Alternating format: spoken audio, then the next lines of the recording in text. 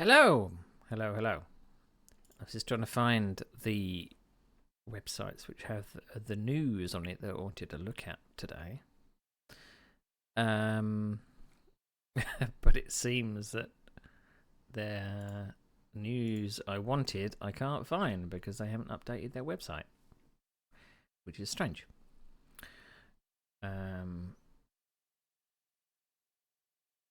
So we're just going to have to look at that one. So I thought I'd have a little chat about what's kind of upcoming, kind of sim racing news and such, because there's a lot going on at the moment. We are privileged in a way that we've got a few sim racing or simulator news, let's say. So I'm just trying to find the right things. I haven't actually set up my my stream to play browser audio.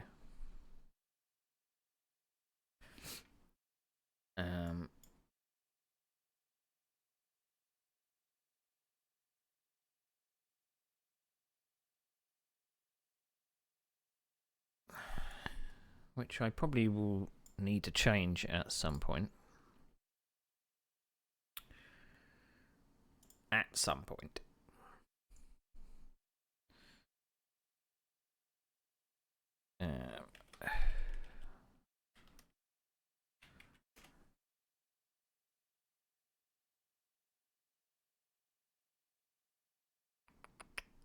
Why is it giving me a video from 9 years ago?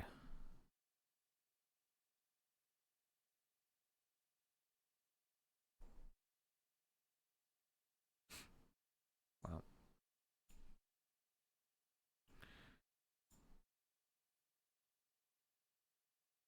okay, let's move that over there. If it would move, come on, move. Okay.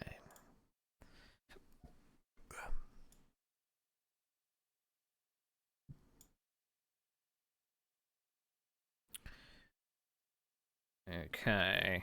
Right, so a bit of news to go through today. If I can find what buttons I'm supposed to be pressing. There we go. So, some sim racing, some simulator stuff. So, Race Room has obviously got a Black Friday sale on November 21st to December the 6th. And I'm led to believe that a lot of the content for Race Room is actually free for this period. So free access during this period. All content is free to access for everyone. Over 200 cars, 50 tracks. Now, I have a little bit of a love-hate relationship with... well, first things first. Got to have our... Dr. Pepper. A love-hate relationship with Race Room because it's obviously it's an aging sim, so it's lagging behind some of the other sims that are on the market. It has got kind of recent graphical updates and stuff, so it's staying relevant, and the fact that it's a free-to-play game with microtransactions, and they're quite, I would say the cars and tracks are quite cheap in the scheme of things, but it does have the ability to buy virtual currency, which can sometimes work out a little cheaper when buying content.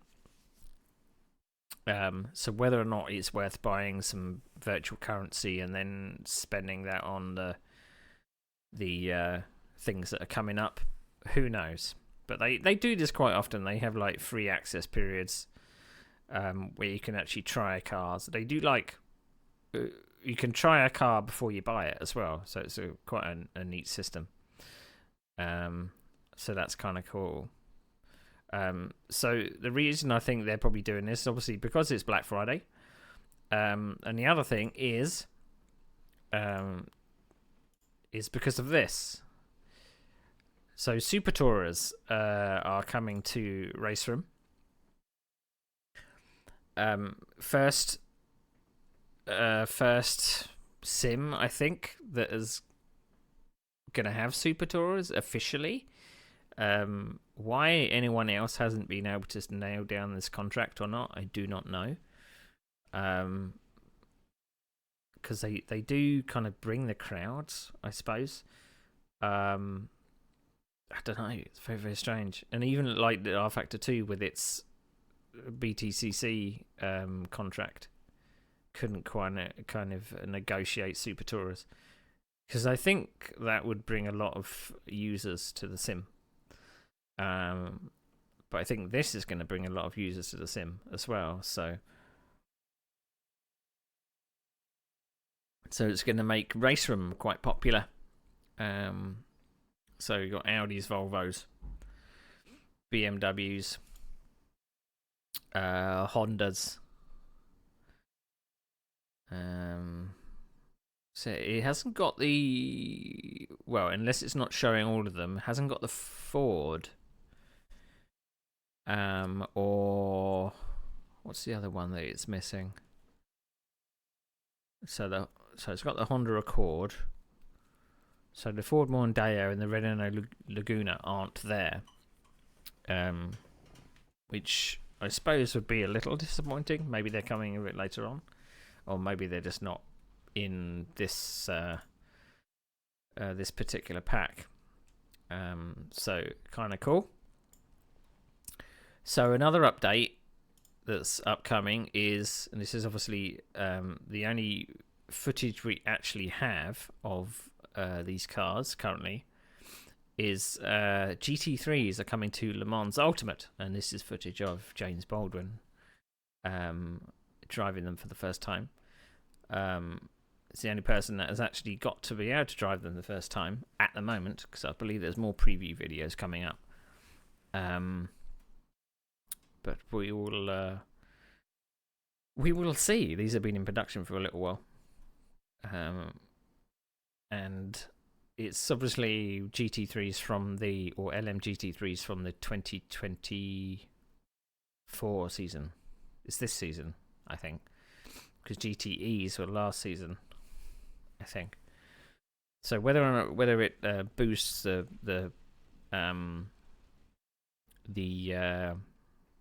participation in the online racing part of Le Mans Ultimate, I don't know. Bit of an exterior view there.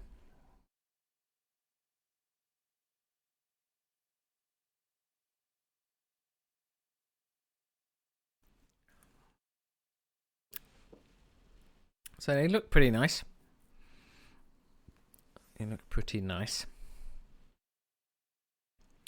So there's that in sim racing news. But in other simulator news, another dev blog has been released for the Mighty 8th VR, which is basically B17 Flying Fortress.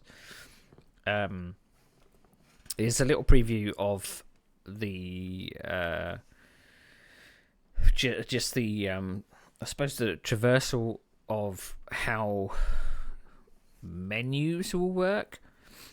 Because you can physically walk around the actual base, and obviously you'd be able to, that's how you start some of the games and employ your crew, I suppose, check the roster and what have you. So obviously I've been looking forward to this game for a little while. It's been in production for ages. It's by Microprose, people that did the first B17 Flying Fortress game that came out in the 90s, and then they did the B17 Flying Fortress, the Mighty 8th game, back in maybe early 2000s, late 90s. I can't remember. But this one is purely for VR only. They are making a flat screen game called the Mighty I think it's called the 100th Squadron or something like that. The Bloody 100, something like that. That's specific, the non-specific VR. The only thing that obviously worries me about this VR version is kind of like the comfort level, because it takes a certain amount of comfort to actually walk around like this in VR. Me personally, it does make me feel a little off, a little queasy. So as long as they have some comfort settings in there, then I think I should be okay. But yeah, this is only the third blog of the series. They like months apart. It's not like they're building up to something. And this video does show like a couple of stutters in the movement. I don't know if that is their capture or the way that it is at the moment, but hopefully that doesn't stick around, because that could be quite nauseating. But it seems quite atmospheric. You obviously can't hear sound. This does have sound on it, but I haven't got sound to broadcast at the moment. I'll have to figure that out at a later date. So again, you can pretty much walk around the airfield, and I'd imagine this is probably how you get to your bombers as well. This is going to be an 8-player. I think it's either 8 or 10. I think it's 8 that are in a bomber, so you can have 8 playing at once, and I think some of the roles can be taken by AI as well. But they've already done like a little preview of how you move around the bomber. So you walk a little bit, and you would actually teleport to certain locations in the bomber and things like that. People were kind of complaining about the movement, that you couldn't kind of move smoothly through the bomber, and I was just thinking, well, that's just a restriction on your play space and stuff like that. You're not exactly going to walk all the way through the bomber. No one has that space. No one has that amount of space. But there's a thing, obviously, you've got to be very careful with movement and moving when the player doesn't move and stuff like that.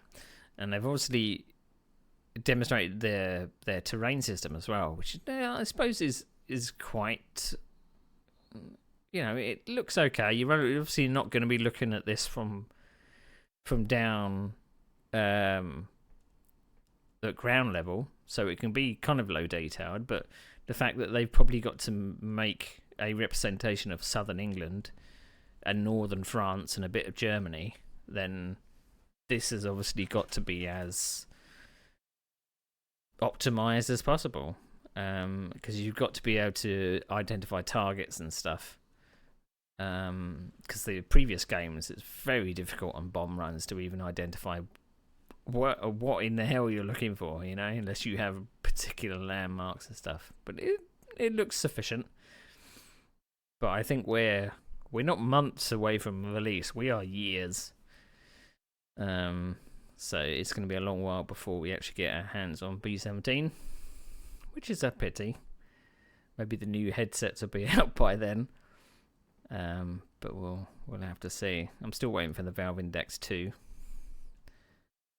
I haven't decided to jump ship from Steam VR just yet, because I'm not really into the Meta headsets and all of the third-party headsets. Everything that I hear from them is always like really finicky, and with Windows discontinuing the Windows Mixed Reality portal and stuff like that, it's left them in a bit of I prefer something where you could just plug it in and it works, and that's what Steam VR does. So yeah. Yeah. So there you go. That's what we got upcoming. In terms of, there's nothing moving on R Factor 2.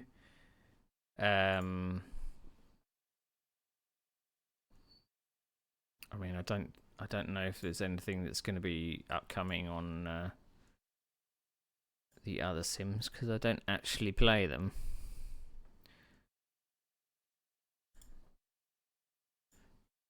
So let's minimize that. I think I do need like a light, like an extra light. I mean, it's not bad that the webcam actually does pick up light very well. But I do feel that I need something that maybe some soft light, because once it does get dark in this flat, it becomes a bit of a problem. Are we going to have problems with Grand Prix Legends again, are we?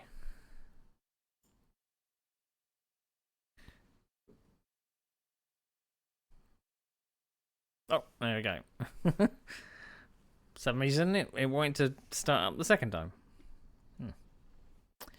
Right, so kind of the story so far.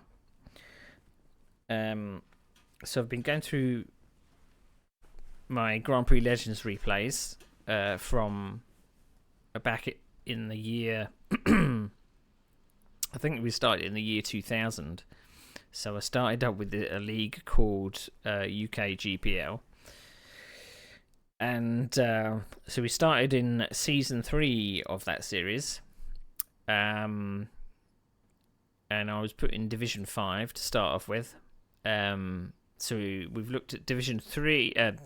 We've looked at Division Season 3, which was Division 5. Season 4, which was Division 5. And we just finished watching Season 5, Division 5. So from kind of particularly starting from Season 3 was when I started online racing. Because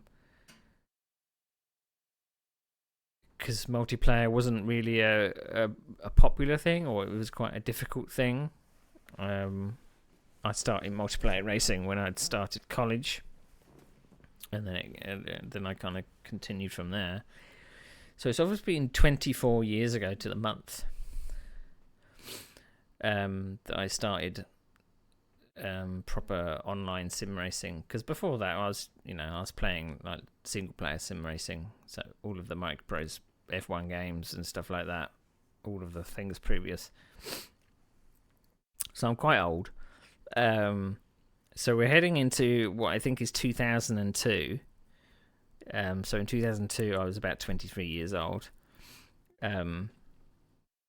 So all the stuff we've looked at, that you can kind of notice the impatience and just the lack of racecraft and things like that. So I've made a few mistakes.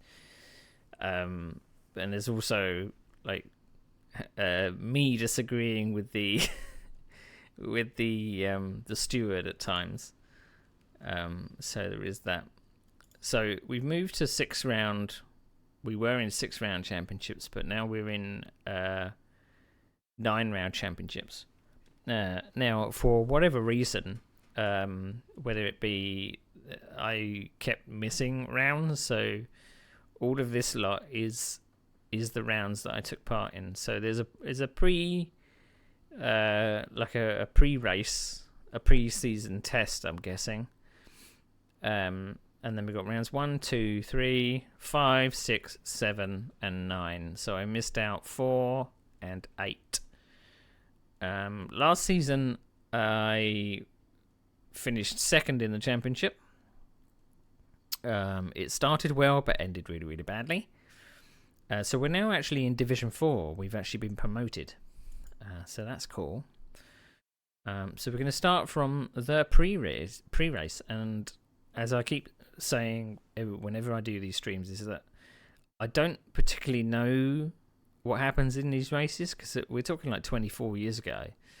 There's only certain things that jog my memory once the racing gets going. But other than kind of like small events and incidents and things, it's all a bit of a mystery. So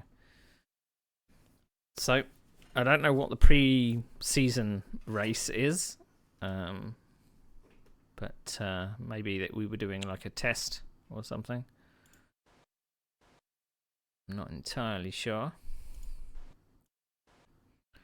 So I'm obviously late on the grid here. There we are. Right, okay, so interesting car choice for such a speed orientated circuit. So I wonder why we were very strange. So Division 4. So I've got to work out who I'm racing against. This is going to be completely different. I'm sure there's going to be a few people that are promoted with me, but I'm racing against completely different people. So I'm sure there's probably people that are going to be ahead here, but the replay doesn't show them yet. So I think that's Mark Pickford in the Honda. Dave Allen, maybe, in the Honda. Mike Wrightson in the Honda. We had some good battles with Mike over the years. A Geldart. I'm not sure. It might be Anthony. I can't remember. There I am. We're in the Cooper here. A red Cooper. We're missing someone here. Paul Villiers must have got promoted as well, because he was with me last season. So that's where we are. So I imagine we're like 8th or something on the grid.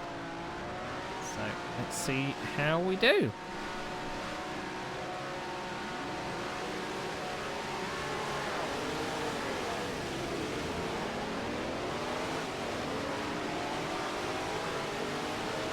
So I'm going to be really at a bit of a loss in the Cooper. Lacking straight line speed. Oh, that's the pole man. That's this spun. Lots of freebies there.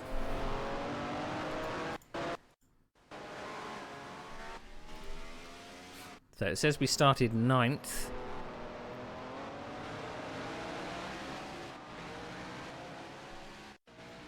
Right, so I got Geldart in front of me. There's a few Coopers on the road for this one.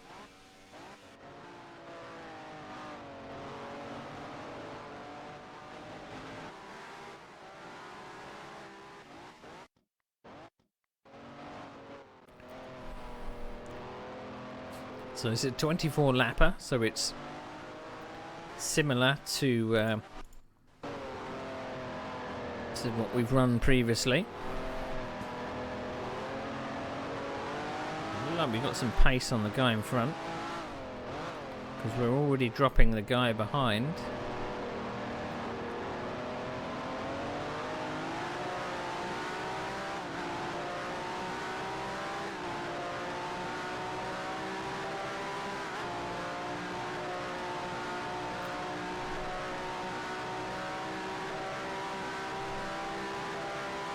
So we're probably going to get all the Hondas that crashed in turn 1. They're probably going to come back through the field, so we're going to have to watch the mirrors.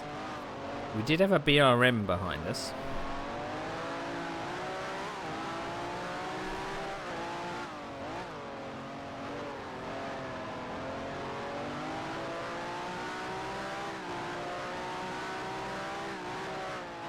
But I don't think we can really defend over those faster cars. Oh, it's a bit wide there. Right, so fastest lap.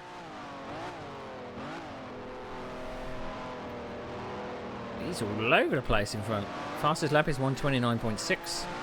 My first lap was a 131.5.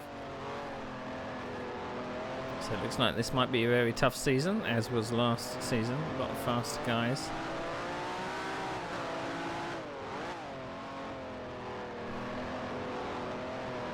So this may be like the baptism of fire, but it might be competitive in the midfield in this season.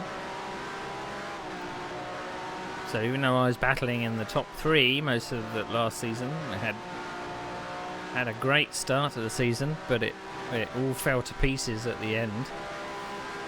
Ended up losing the championship. So you can see we're using a little bit of racecraft, trying to put him off in the mirrors there.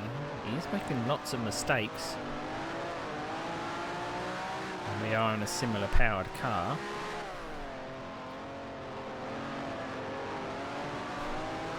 So I don't think we ran Kyle Army last season. Obviously this race isn't for championship points.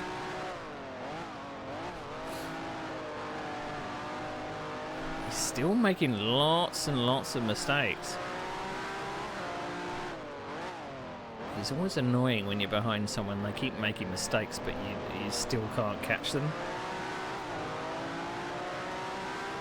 Right, fastest lap now down to a 1:22.4. I've done a 1:24.5. I mean, the leader's probably in like a Honda or something.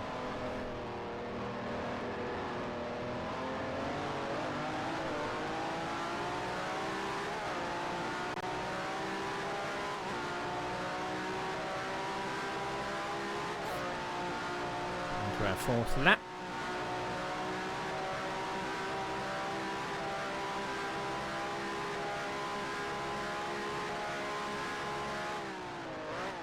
I was watching recently, catching up on my historic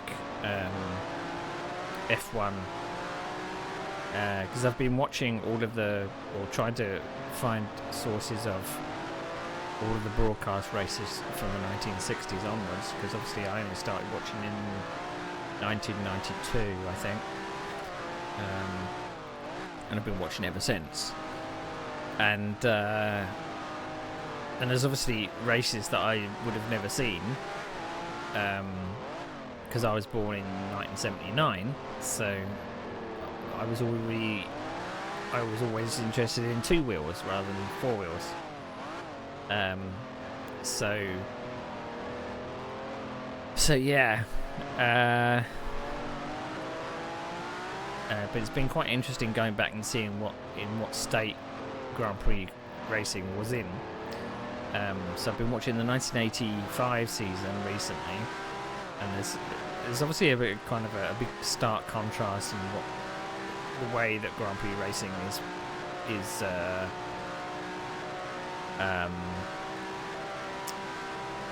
is broadcast today.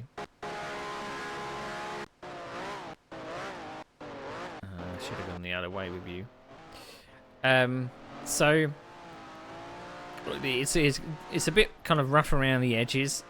You know, I'm having to rely on the only broadcasts I can find are the ESPN broadcasts, and the way that ESPN broadcasts their motorsport is completely different to anybody else that I've seen. They're kind of all on the spectacle. They have lots of commercial breaks. You know, you have like 2 minutes of action and then 5 minutes of breaks, so you miss quite a lot out of the races. But the presentation of the actual broadcasts as well are a bit shoddy.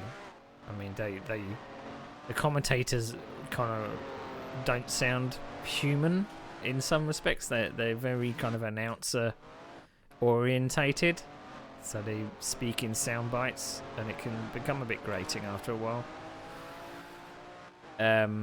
But they do have like the I suppose the colour commentary is someone that's been around for a little while, but he's on the kind of the opposite end of the spectrum. He is just completely bland, completely boring. But I mean, I'm in some ways able to tell what's going on just from viewing the race more than they are, which is a little disappointing. And the last race I watched was Monza, and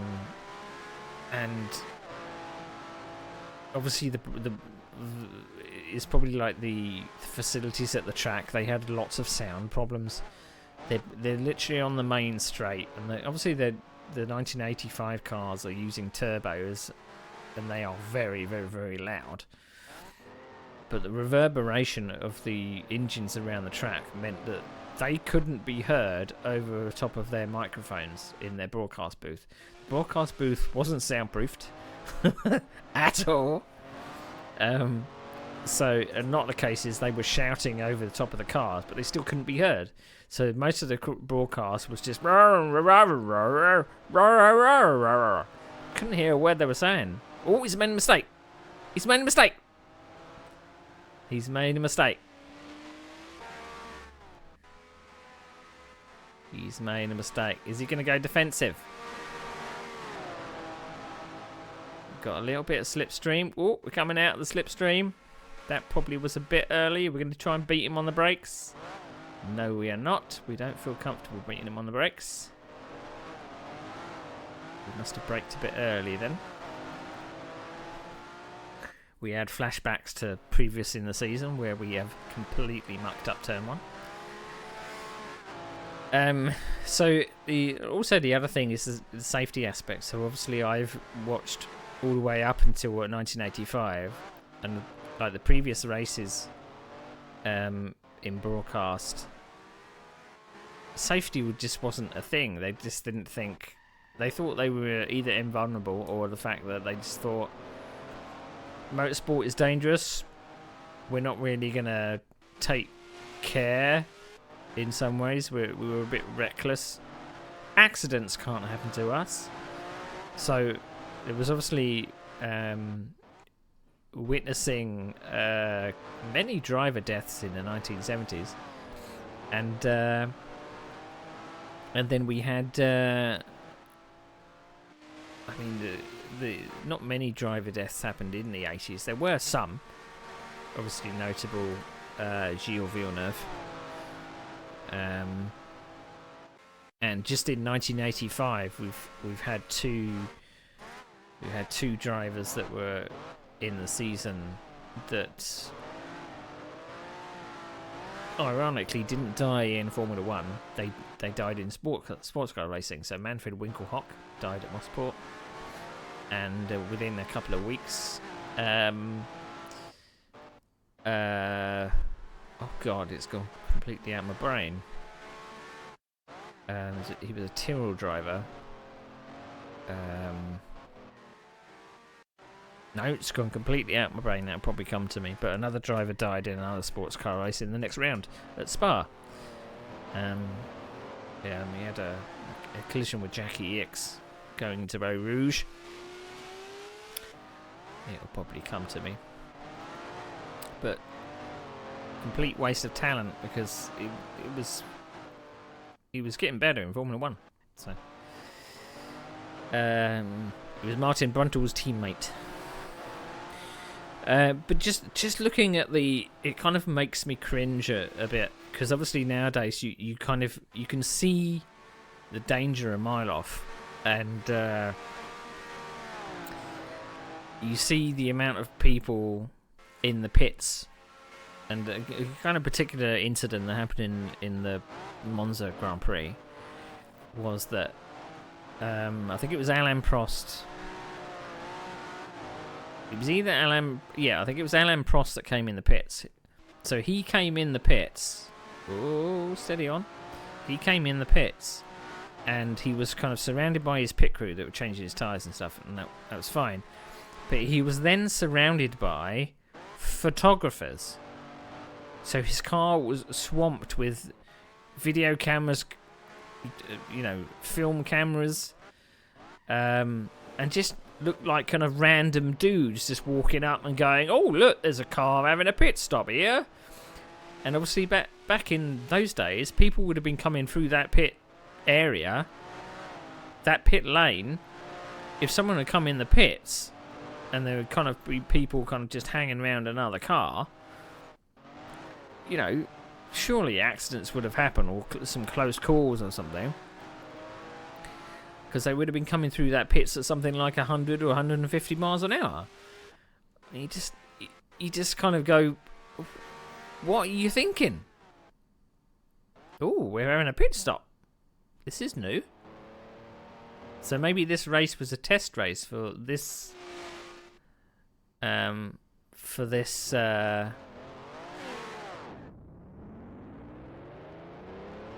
because I didn't see any incidents. Maybe it was testing how you do a pit stop.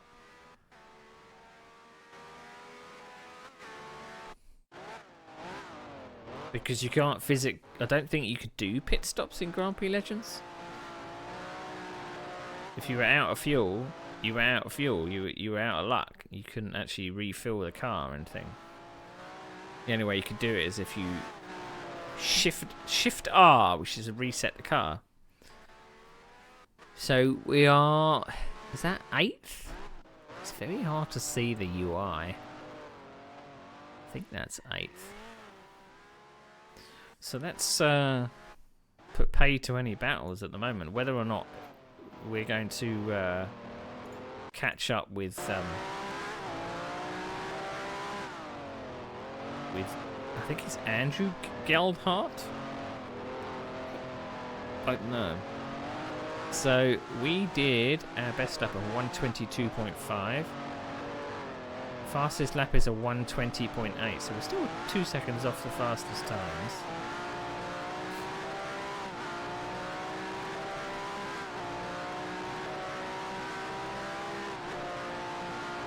So yeah, it's been a kind of hit and miss with the broadcasts of the races.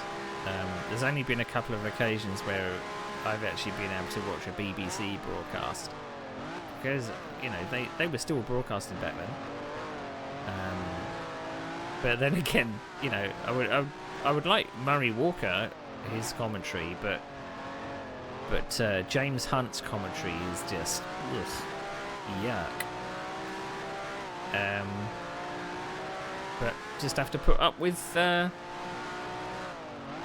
just on my way to Specsavers, then back home. It's wet and horrible outside. Well, yes, it is wet and horrible. Right, so is this the guy that's done? Oh, someone's come off the track. Who was that? B. Darwin. So this is the guy. I think this is a pre-race where we were testing pit stops, I think. So I stopped for a pit stop, and then the guy ahead has stopped for a pit stop, and we're back where we were. So it looks like I'm in 6th at the moment. So why I picked a Cooper for Kyalami, I don't know.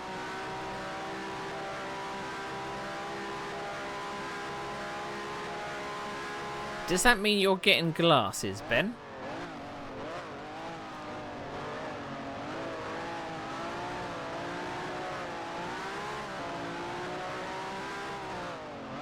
I haven't been to the opticians for quite a number of years.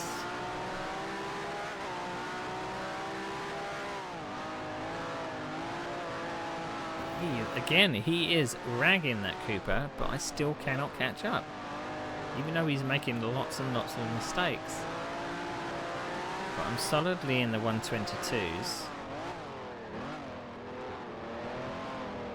So this race I don't think is for championship points. But it's listed as round 0. So...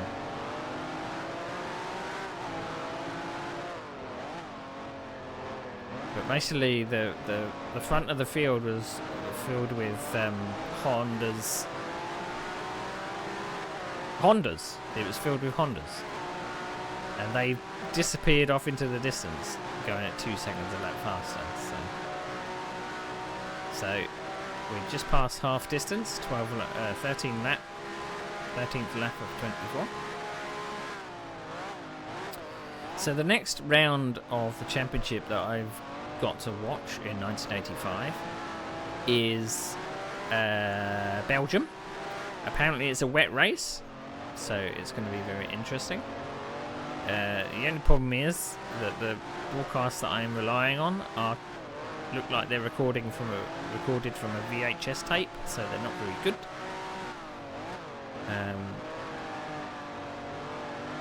I look forward to the day when they are actually a little more high res.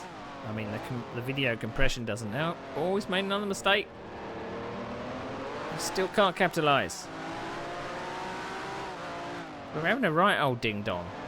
Me and I believe it's Andrew Geldart.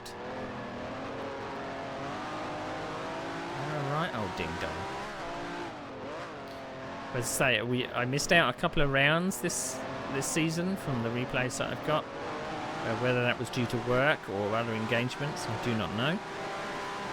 I believe this is either 2002 or 2003. We'll have to check the results after the next race. But this is a Cooper battle. We're in a performance bubble as well. No one's caught us, and we're not catching up on the leaders. So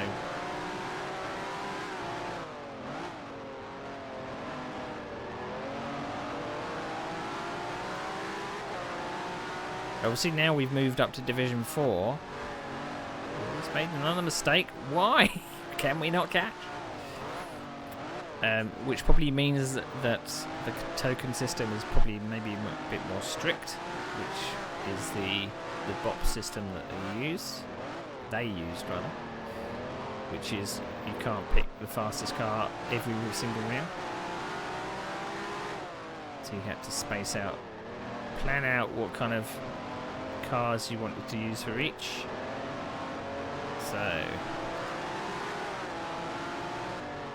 So that's the leader.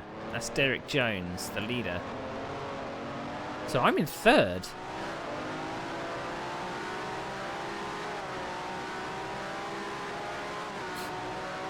I mean, I looked at the weather this morning and I said no. I said no. It's just, it's grotty. Many people have got snow at the moment. Oh, we're going round the outside. No, we didn't fancy that. That was an unintentional dummy. I took one look at the weather, and we've had quite strong winds today as well. And obviously being on an upper floor, it's taking a little bit of liberty with the track limits here.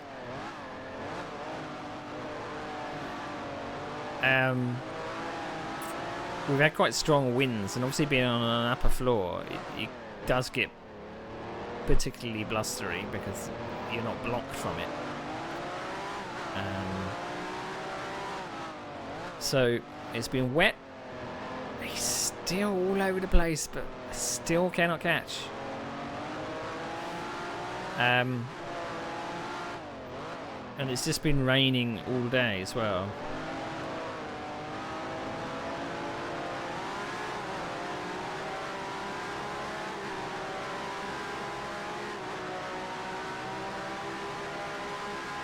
So I did fancy doing some modding today, but I kind of talked myself out of it. I thought that this might be a bit more entertaining.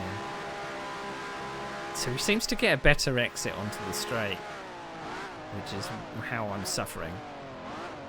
He's making all the mistakes in the infield and I just can't get past.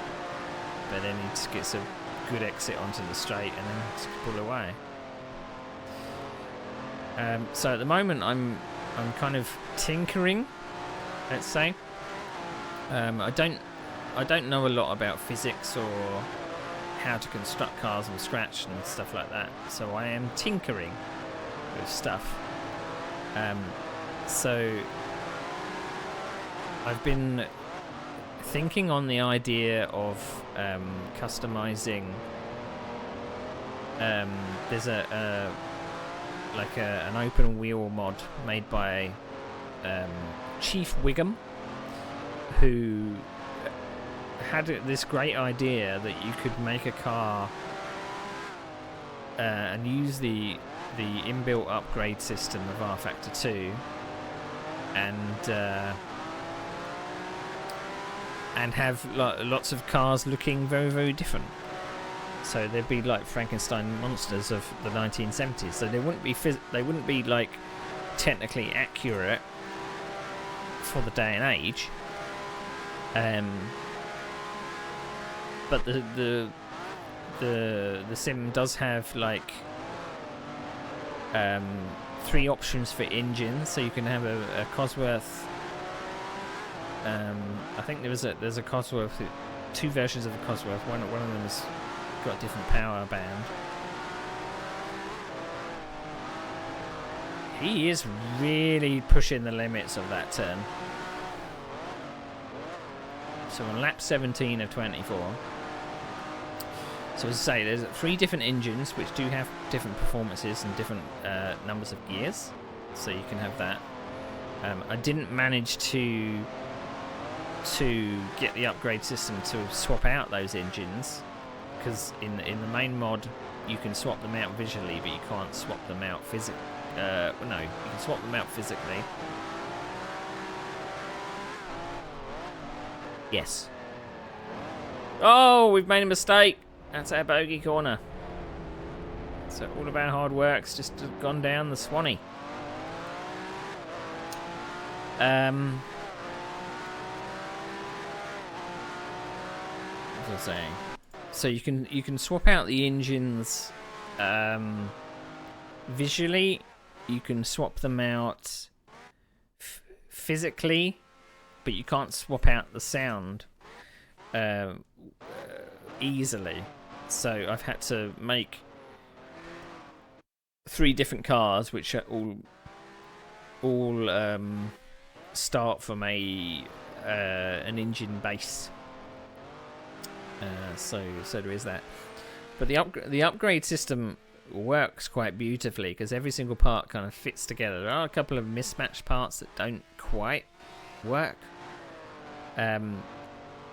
but the parts are cosmetic. They don't have any physical change to the car. So my idea was to have each part mean something. So as I say, I'm not really experienced with car physics and stuff like that. So my kind of simple idea, kind of looking through the configuration files. Who have we got behind us? So we're still third. Who is this? T. Simpson. So he's done a pit stop. That's actually the leader. He's done a pit stop and he's coming back through.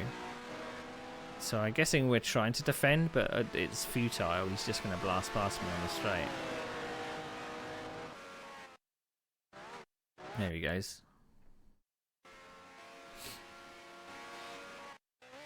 No.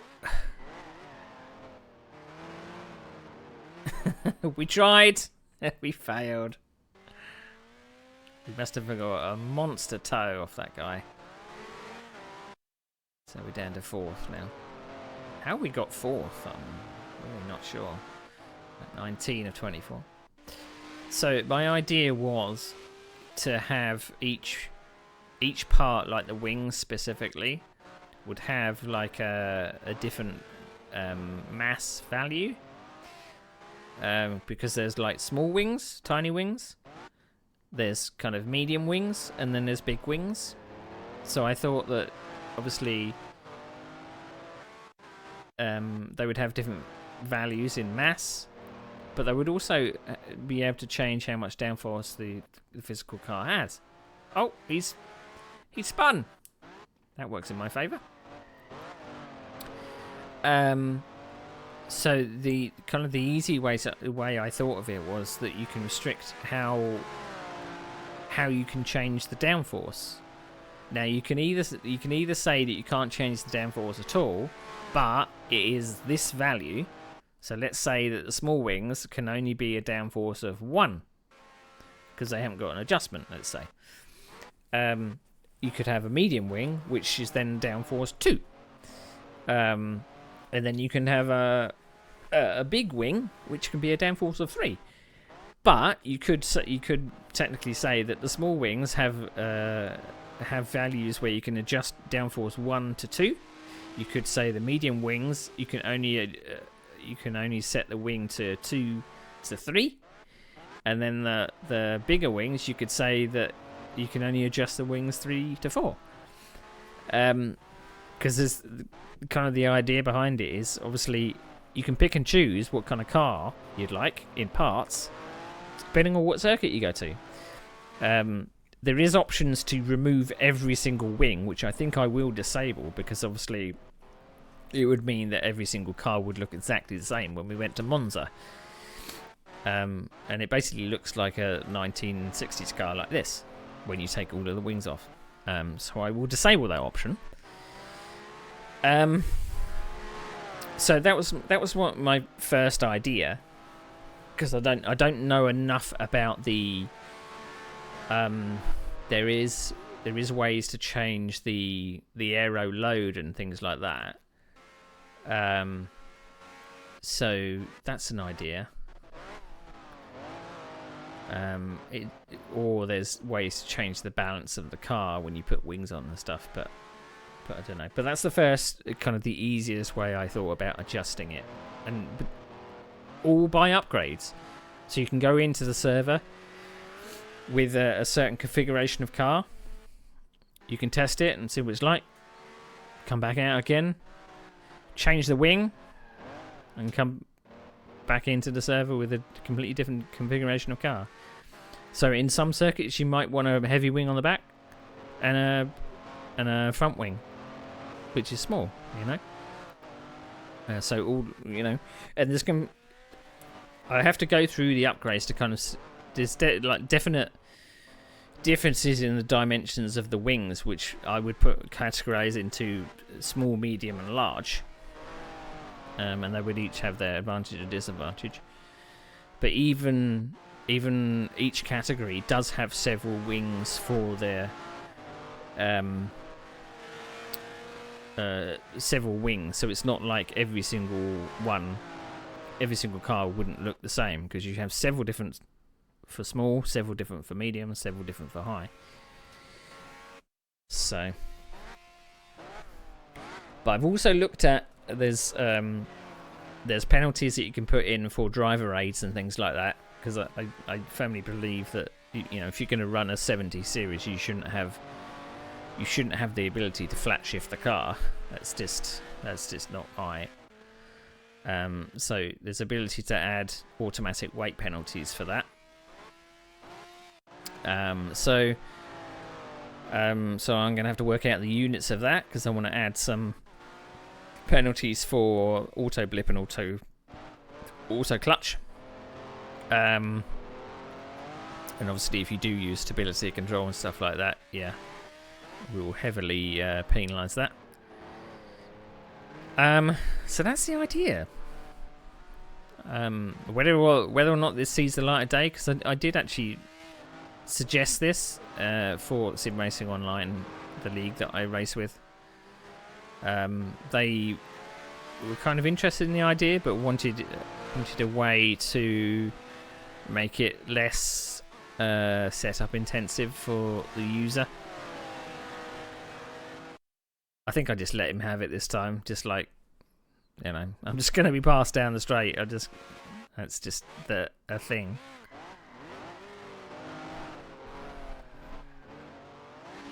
So we're back to fourth. This is the penultimate lap. Is that me being lapped? So Mike Wrightson's coming around for fifth.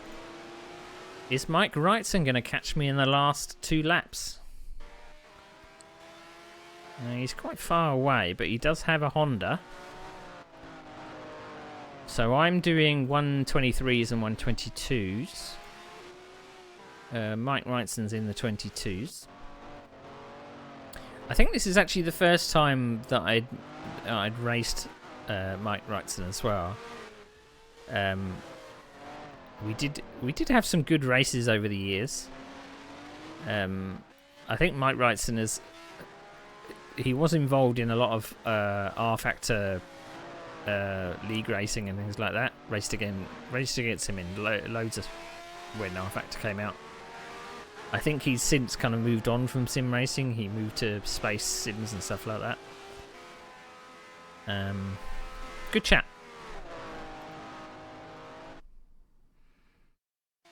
And he also did some commentary for some of the R Factor league racing that we did. I was the camera director, and he was on commentary, which was kind of cool. You do wonder where these people have gone. People that you knew over the years and raced with.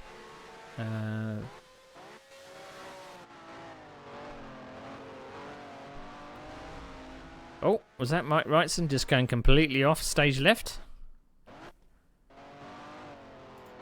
Yep, I think it was. So our 4th place is safe. I mean, we did gain like 2 or 3 positions at the start. Oh, Tony looks like he's had another accident. But we're never going to catch him because it's the main straight coming up.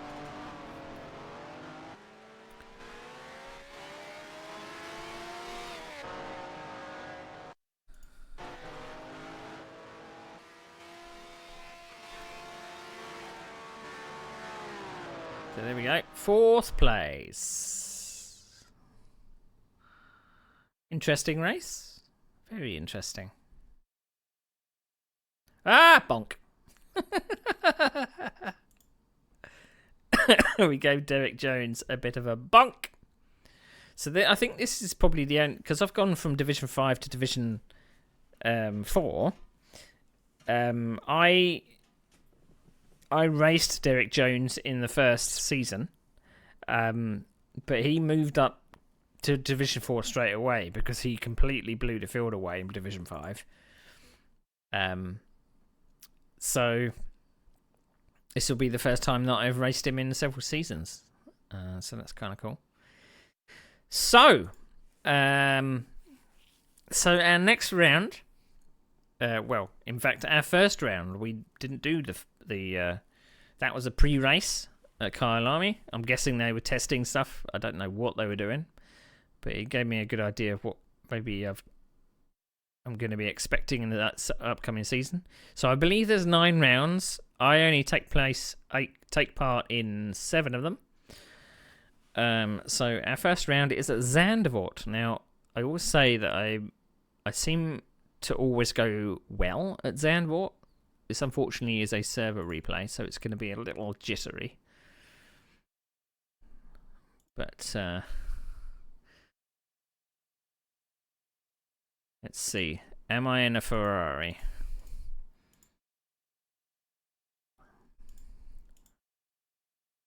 I'm spotting some familiar names here. A couple of people that I think have got... Here we go. We're back in the Ferrari.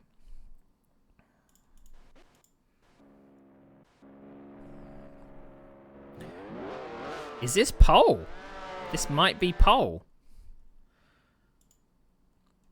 So, I think it is.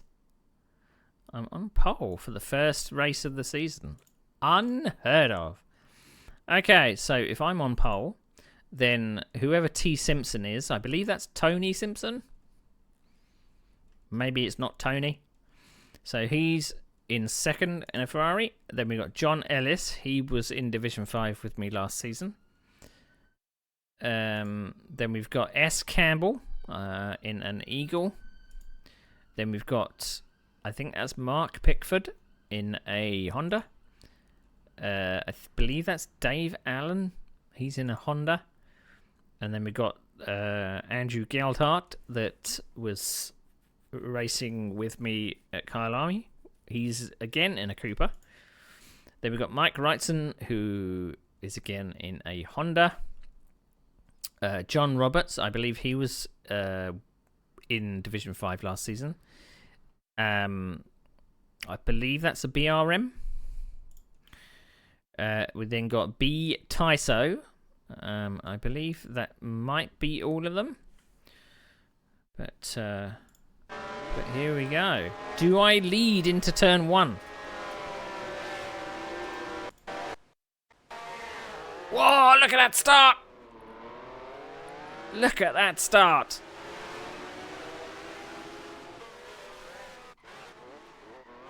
Well, first and second have rear-ended each other. Well, second got absolutely rear-ended, so I've got a free run. And I say thank you very much. Right, who have we got behind me? Is that Mike? That's Mark Pickford. Right, got a challenge on our hands. We have a Honda that's right behind us. So, do we hold off the Honda for 27 laps? Do we hold him off? Now, I'm going to preface this by saying, maybe it's a little bit of a spoiler, but I don't think I won an awful lot of races. I tended to always be near, very, very near, but never really winning an awful lot. I stood on the podium quite a few times, but winning was always very, very rare. And Zandvoort was obviously the second round of my first ever championship in season 3, and I won it.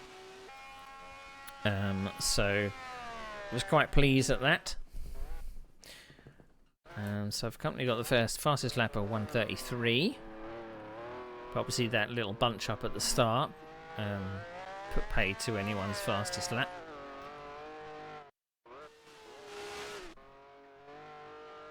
So you can just see him coming into view there. After this race, we're going to have to get another Dr. Pepper. But I've always, this circuit just suits me. I think it's just the flow of it. You know, if it goes wrong, it goes wrong in a big way. And I recently remember looking at, I've got a clip saved on Twitch when we did this version of Zandvoort, and we were playing with the 1930s mod. And I think that's probably one of the times that I have nearly rage quit. I was so angry because I made such a stupid mistake. It was like a season that I was really looking forward to. Put a lot of effort into the creativity of the broadcast and everything. And I had a brilliant start. I was doing really, really well, but it's just,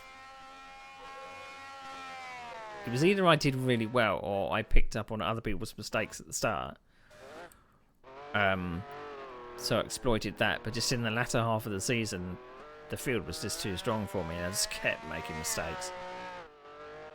So I was an early leader in the championship, but they caught up and passed me in the end. So it was very disappointing. And particularly this race, I boned it through one of the corners and flipped the car and took a wheel off. I was lucky to even get back to the pits.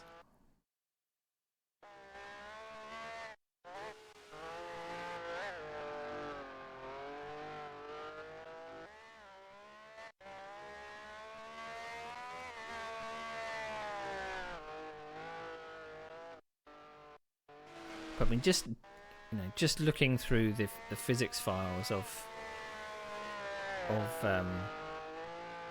the R Factor 2 mod that I'm tweaking, it's like so much kind of potential of what you could do. Obviously, it matters about tyre physics when hitting the road, because that's your contact patch, that's your contact point. So fastest lap of 1:28. I'm still the fastest car on the track at the moment. So Pickford is doing a 1:28 like me, but he's just a couple of tenths slower. So the chase is on. So we're trading sectors, I think, but I'm ahead at the moment.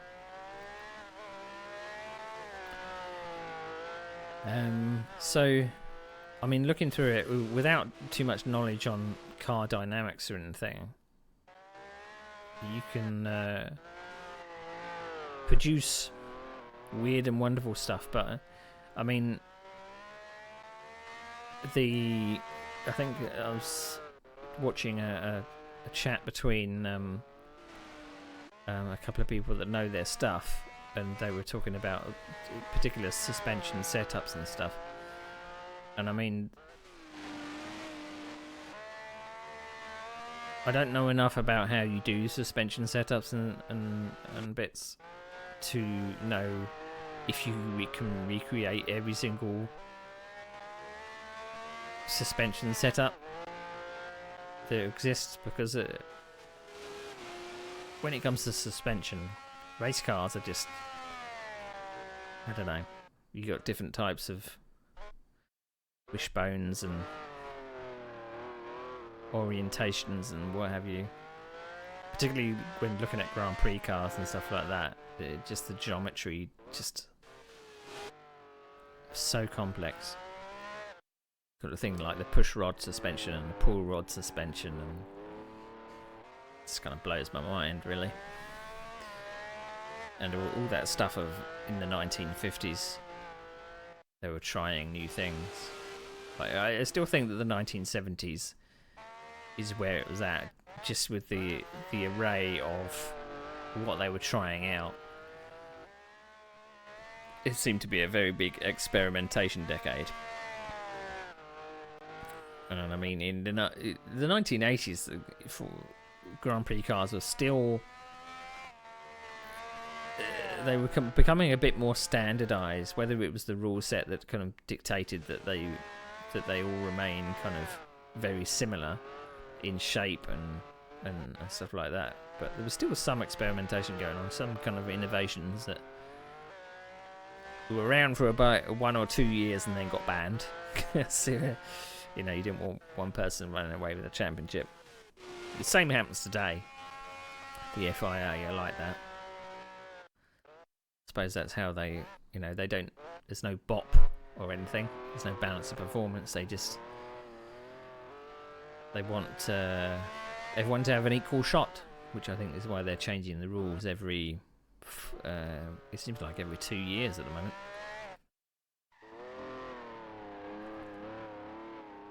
Now we're up to the 126s now. I'm still the fastest car on the circuit. Things seem to be going too well, don't they?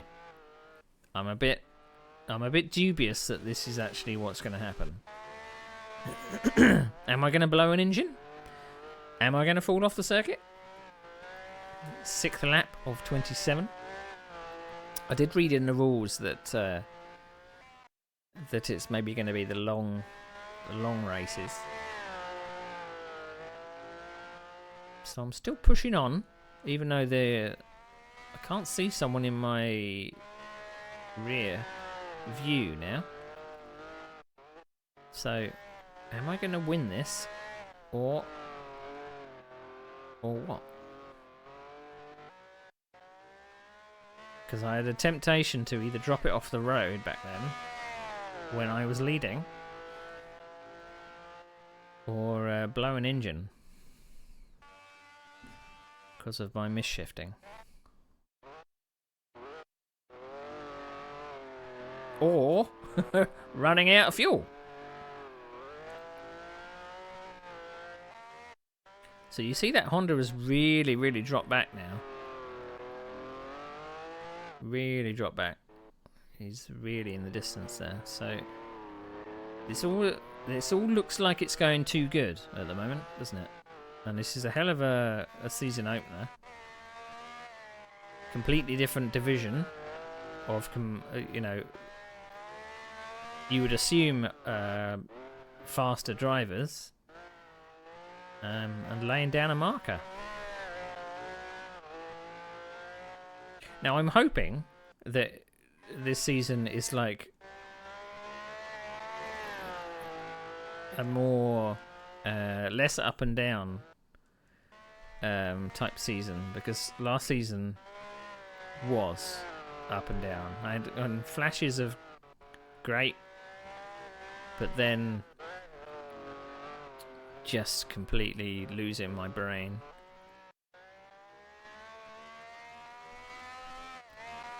But can't see anyone behind me, so this is...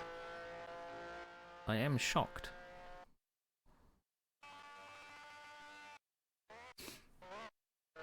So now John Ellis has dropped into the fastest lap time, 1:26.3. So Mark Pickford is just coming out into turn 1 there. So John Roberts is in 3rd.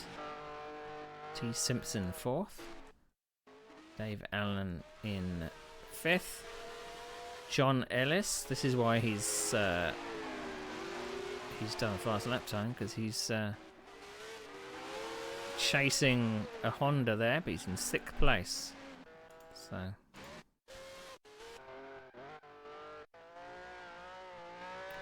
quite far down the order, but putting in fast lap times.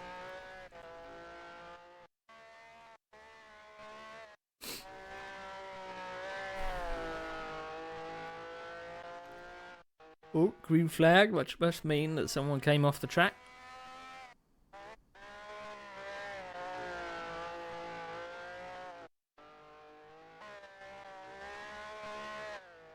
Now I have had like a poke around in some of the track mods, just to see how people made stuff.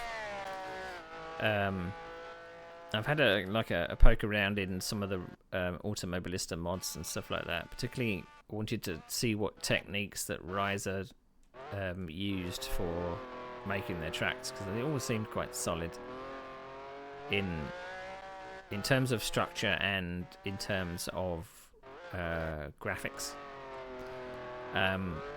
So I particularly looked at the Hockenheim series of tracks, because what they did was, and what they've always done, it seems, is make like several different versions of the same track,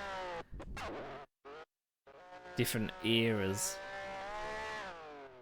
That was a bit weird, whatever that was. So they had like a 60s version, a 70s version, 80s version, 90s version, Hockenheim. So what they basically did was, they took a standard layout and just changed the parts that changed in those decades, or those particular, when there was a particular revision. Maybe change some of the, obviously change some of the trackside objects, but they basically had a jigsaw puzzle. So when it came to the 70s, they added on a certain area, a certain change in the track layout.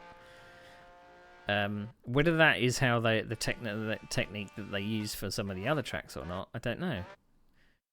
But it seemed a good way of doing it.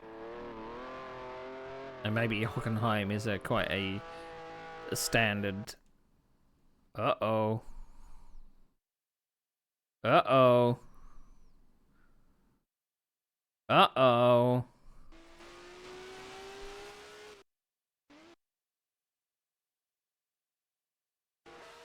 Uh-oh. Did I just get disconnected from the lead?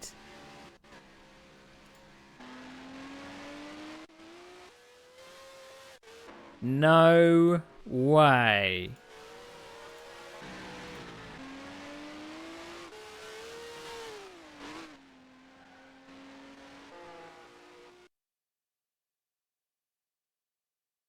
Oh, it's pit stops.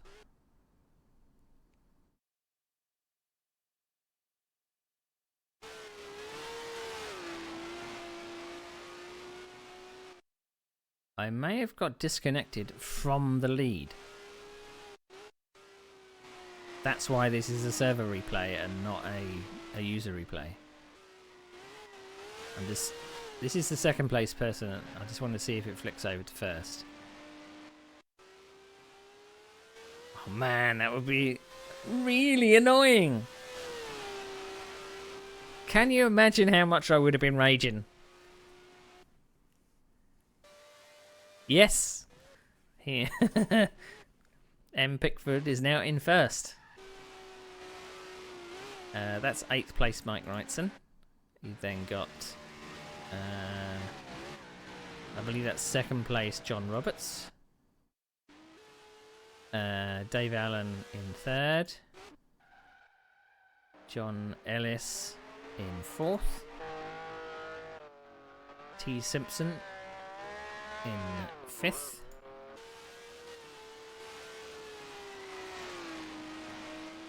And everyone's all spaced out as well. They were all tightly closely packed. And I don't think there was any rejoins back then. I don't think once you disconnected, that was it.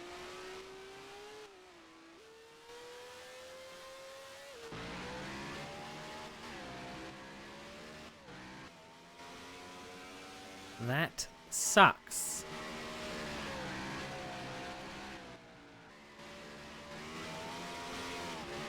Let's have a listen of the BRM on board.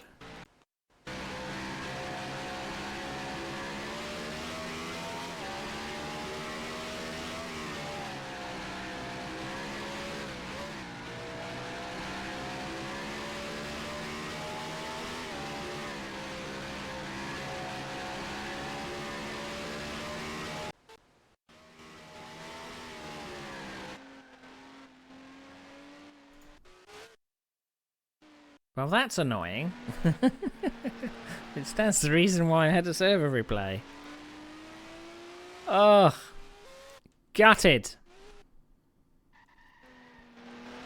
I'm gutted for 23 years ago. Or 22 years ago in this case, I think. And I think I did accidentally take a little bit of a glimpse at the standings for race 1, and I didn't see my name.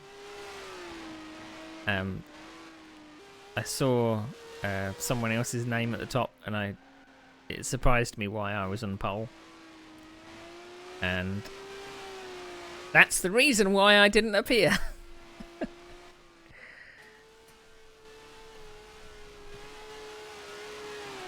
So that sucks. But is there any close battles out on track now? So that's 8th. And 2nd. That's 3rd. That's 4th.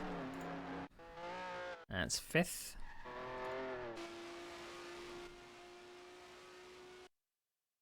So strangely, there's only 5 people left. It says Mike Wrightson is 8th, but it's not counting everybody. So this is 2nd, 3rd, 4th, 5th, 1st, 2nd, 3rd, 4th, 5th.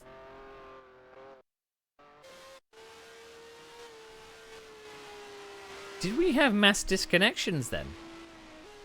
Because there's only 5 drivers left.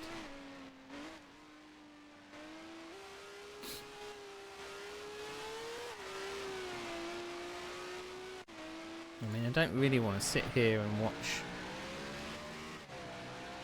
half a race when no one's even close to each other.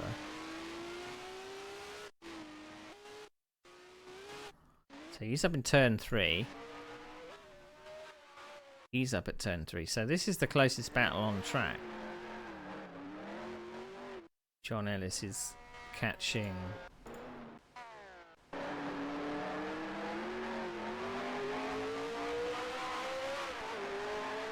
so you can see him just up the top of the hill there. So it's Brabham versus Honda.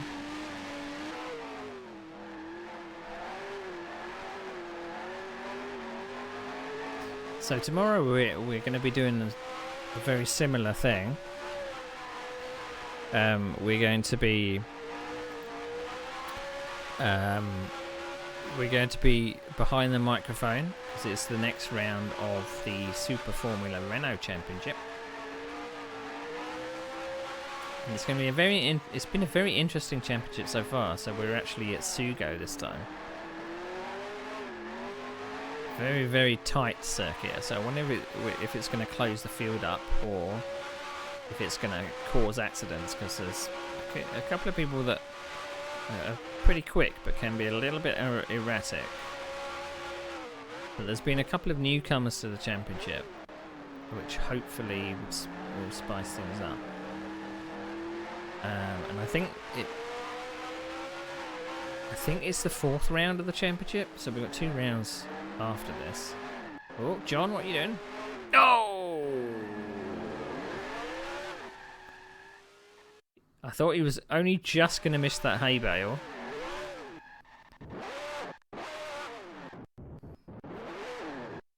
You're going to blow the engine. I think you've just blown the engine. You've just blown the engine.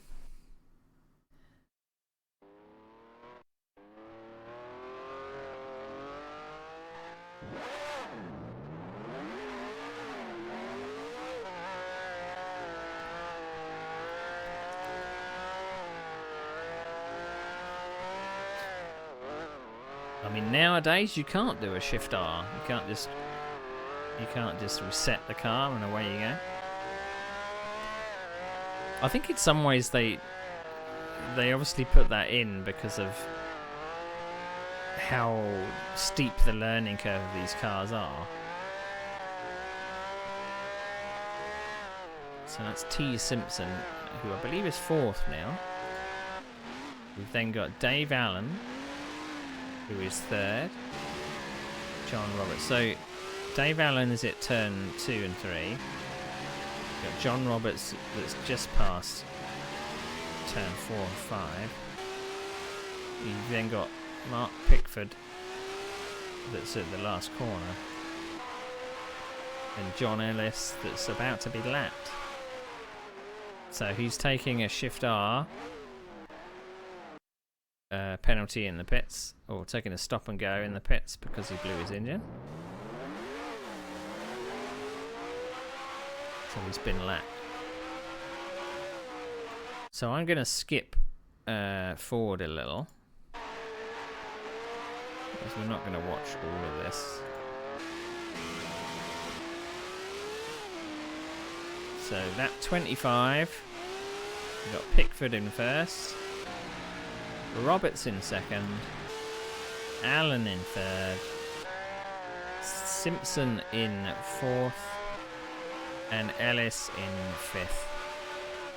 So either we had a really small turnout, or we've had so many disconnections and the race still was declared as the result. Which, disappointing for me, because I was one of them. I was thinking, oh, we're starting out the season with such a high, but we've done completely opposite. We've started out the season with a disaster.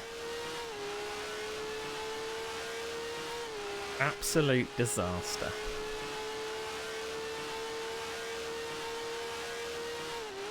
So, I mean, looking at this circuit as well, it's very similar to what would have happened at how I said about the structure of the Hockenheim track, for Automobilista. I mean, the structure of the track has changed very little. The first part of the course has stayed very, very similar, but it's the back half of the circuit that's had all the changes. So particularly when you were racing in the 60s, which is this, obviously this. I think they were still racing in the 70s a little, maybe. Or maybe there might have been a big break in the 70s for Zandvoort, but they came back with a vengeance in the 80s. But they made so many little tweaks every couple of years or so, like little chicanes here, there. I mean, particularly like all of the accidents that happened in the early 80s at turn 1. But turn 1 didn't change. They just kept it as is. But the back half of the circuit, they did change. They put in chicanes that weren't chicanes. defeated the object, really. Don't really understand why.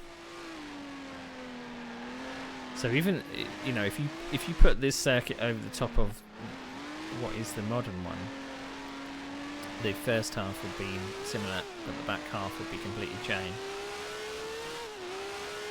Because you still come over this crest, but this section they lengthened it, but you would still go into these banked sections. But obviously what they did was extend the outfield. You'd have gravel traps, you had fences, it wasn't just kind of just fields and hills and what have you. I mean, how this part of the circuit ever got green lit, you know? So many bits of arm code, you know, so many bits of armor code that you could collide with. I think wasn't Zandvoort it was the circuit which I think ironically it was a Honda, I think. Someone got burnt alive in a magnesium framed. So that's a win for Mark Pickford. So, because again, for some reason they didn't believe in safety. They thought that a race car couldn't catch fire, and magnesium having a different burning point to steel or aluminium or whatever they. Because we've all done science class, haven't we? Where the teacher would demonstrate how magnesium burns. White hot. It burns white hot. Right, let's have a look at the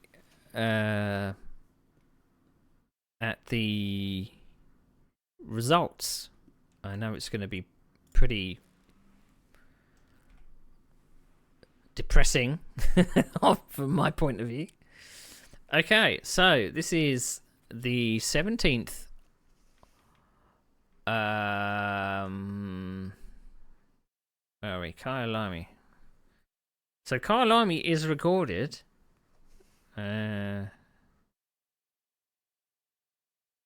So, we got a demotion in a position here. Something must have happened with Derek Jones. Naughty, naughty. What did Derek Jones do? So I got third in that Kyalami race. I started 9th. And I was in a Cooper. How mad is that?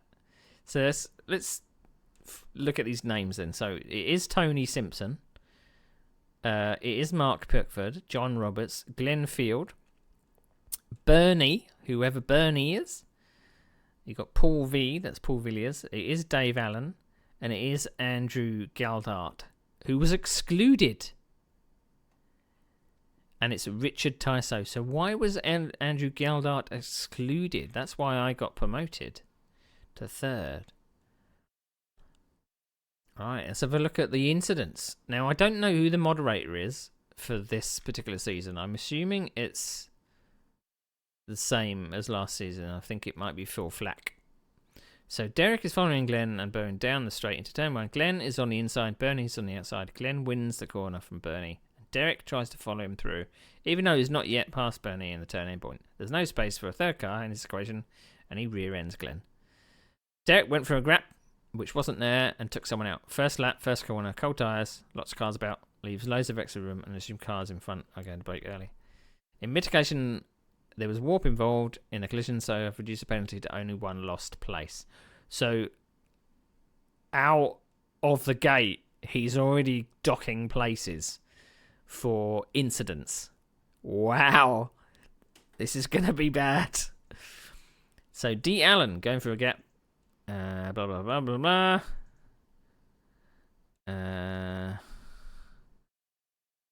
Right.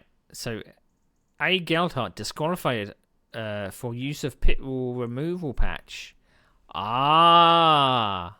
So he must have been spotted going through the pit wall.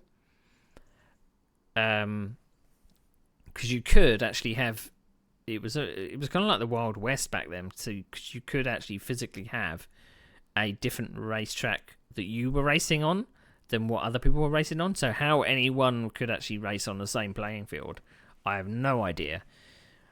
So you could actually remove some of the objects and what have you. But obviously the pit wall, if you notice someone was actually gliding through the pit wall, that would be easy to identify. It was discussed on the pre-season at some length as the rules for 2 years now. The standard penalty for that is disqualification from the race. Lucky it's not a point-scoring race. It obviously wasn't a deliberate attempt to cheat, as it was so blatant. If AG had made an attempt to follow the line of the pit wall entry, I'd have turned a blind eye, but driving directly through the pit wall, he saved at least a couple of seconds, which could have allowed Neil Wood to get past.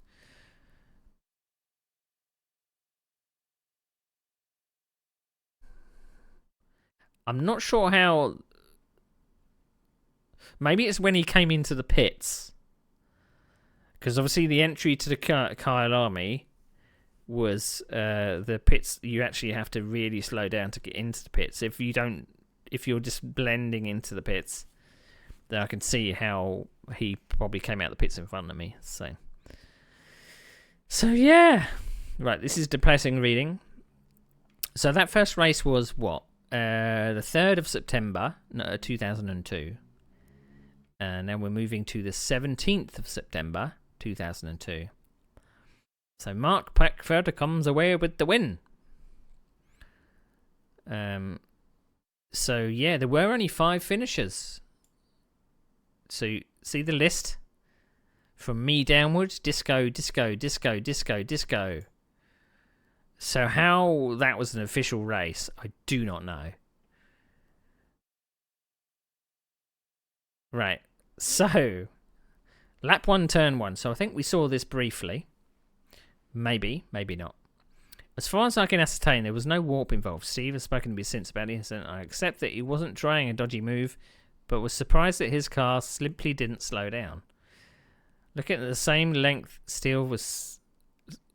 After looking at it at some length, Steele was still accelerating at the point in which he should have been braking. Tony correctly braked slightly early because it was the first lap. The combination of those two factors caused them to touch.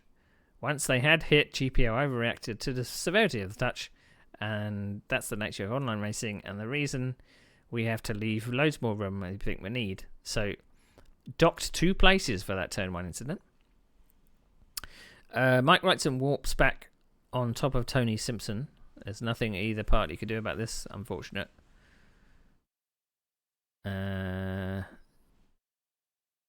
So Tony veers to the right under braking, is hit by John Ellis. Suspension down in Tony's car caused the veering. In the end, no harm done, didn't affect the result, and Tony waited for John before restarting. So no mention of my dominant win there, but disconnections all across the board. So obviously these are... I mean, how you can have like an official race if... How many drivers are there? 5 of them disconnect out of 11? Don't know whether... You can't guarantee whether that's server problems or 5 clients have problems. So, it's hard to tell, isn't it? Really? Hard to tell. Right. Okay. Before the next race... So, because our next race is going to be... Oh, I didn't look what it was. I've forgotten.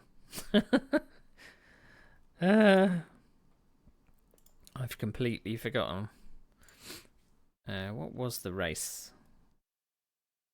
I can look at the actual directory and I'll be able to tell myself what it was. Replays. Spa!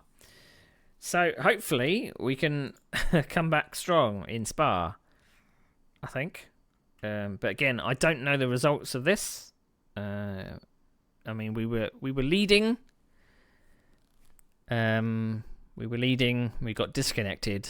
And that put end to our... What would have been I would have said a dominant win. Because I was pulling away from second place. But Can't do anything 22 years later. Anyway, I'm going to go get myself another drink. Hello, I'm back. Right, I have my Dr. Pepper. Yum, yum, yum, yum.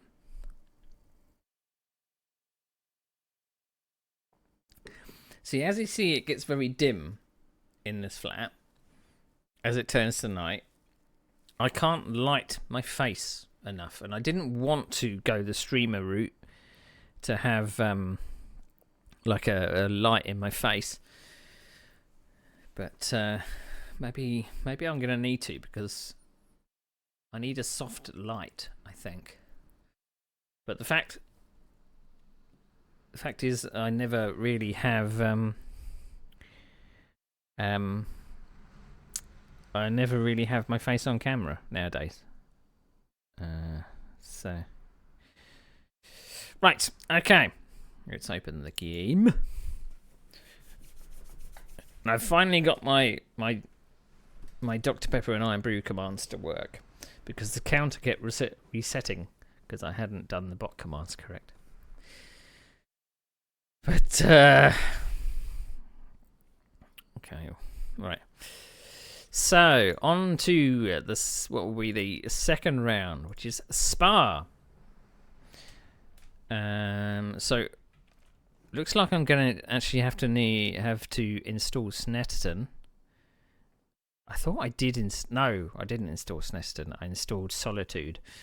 So I've got to find Snetterton and install it for the 9th round, but we'll come to that a bit later on. So, as we had such a strong round in the first round, I think Sandvort's probably an outlier, because, as I say, I reckon I always went well at Zandvoort. It just suits my style. The other circuits, not so much.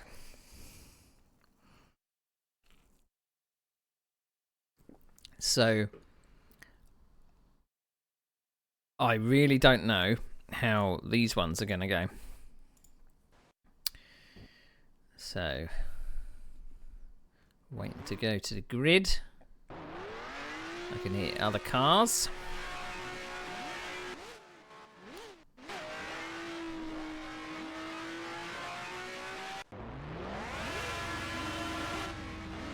Okie doke. So it looks like we have qualified quite well. I didn't expect that I would be this far up, because I've gone up a division.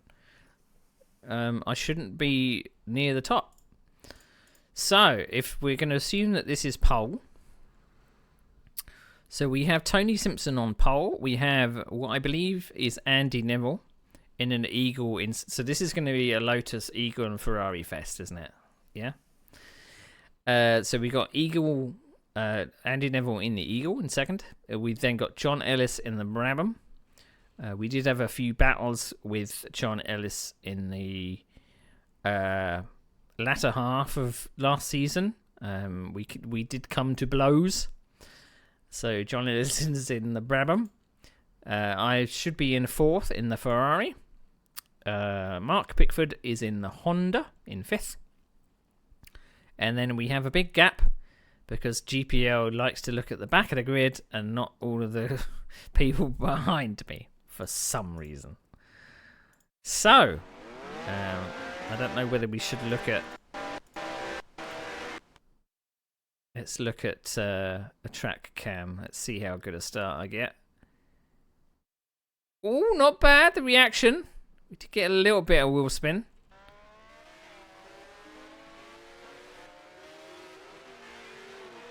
Are we going to hold our position against the Honda? We are. I think we didn't lose anything, but we didn't gain anything either, which is good. So we're going to gain on this Brabham. We've got the straight line speed on this Brabham ahead.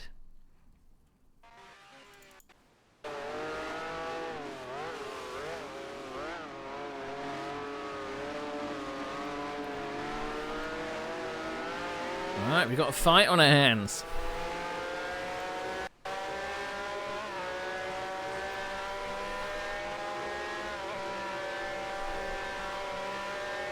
So that the Honda behind me is dropping back a little. So is this going to be one of those seasons where we're battling against John Ellis again?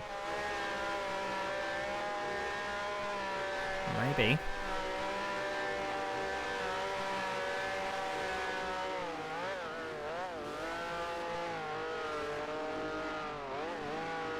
I mean, why couldn't have I had that disconnection in the first pre-season test, you know? So I don't know if I'm actually... There's a lot of weaving going on in front. I don't know if I'm actually close enough to get any draft, but I should be pulling up on the Brabham. They are maybe a little similar in top speed.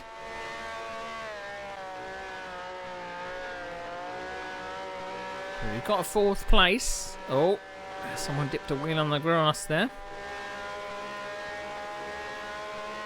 I can still see that Honda. And I think I was either fading out there to look in my mirror, or I was trying to distract the car ahead.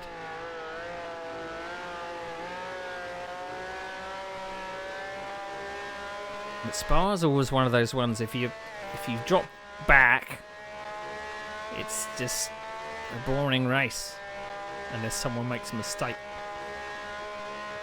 Because most of it back then was just flat out or drop down a gear or so.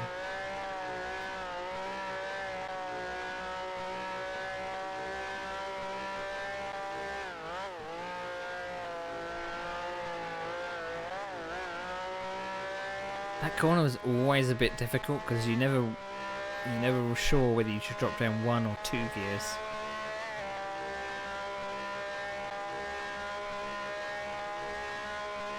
Again, I don't know if we ran Spa last season. Oh, that's one of the cars off on the grass. Thankfully, he didn't come down right in front of me, so that is 3rd.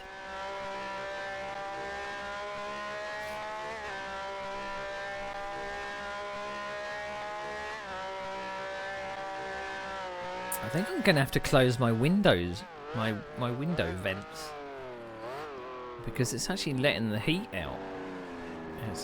I'm getting a little bit of a draft in here,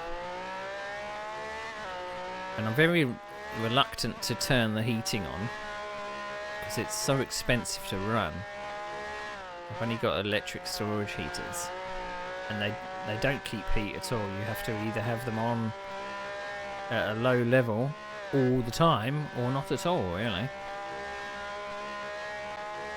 So it was about 13 degrees in here earlier. But I think since turning on my PC, I've probably warmed it up a bit. But it's now up to 16 degrees, which isn't too bad. But at this time of the year, I really struggle with keeping my hands warm.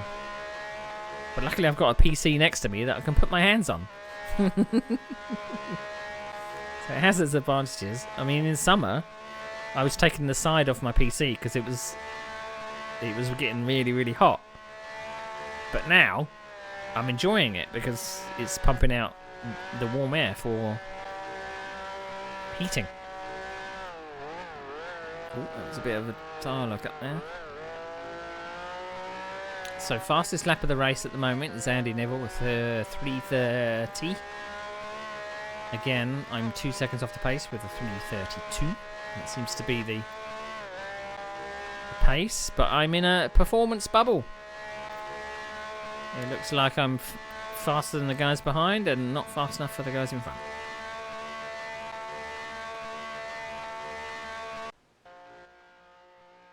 So you can see how much of a gap I've pulled on the guys behind. And we've got a Ferrari just coming into view behind.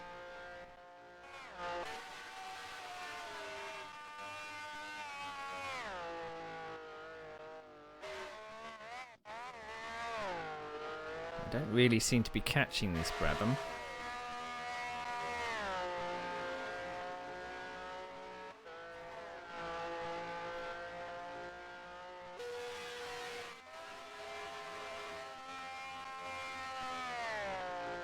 I don't know, the camera angle does look a bit deceptive, but it does look like maybe I'm pulling up a little, but like within maybe 2 seconds or so.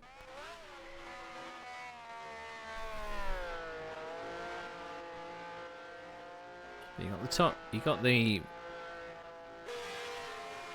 That's first, second and third. All in the same camera view, I believe. But you got the person in first is in an Eagle, so he's in the strongest car of the three. Alright, looks like we're on for a bit of a battle here.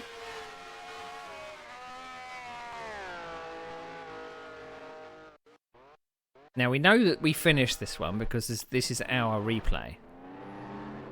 I don't think I would have recorded all of it if I disconnect. Because generally if I disconnect I'm not going to stick around and watch. I don't think.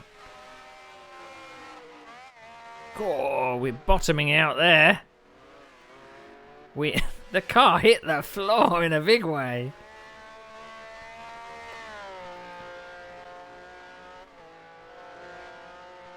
That was brutal. I don't think I'd ever seen that for quite some time. That obviously made us drop back a little.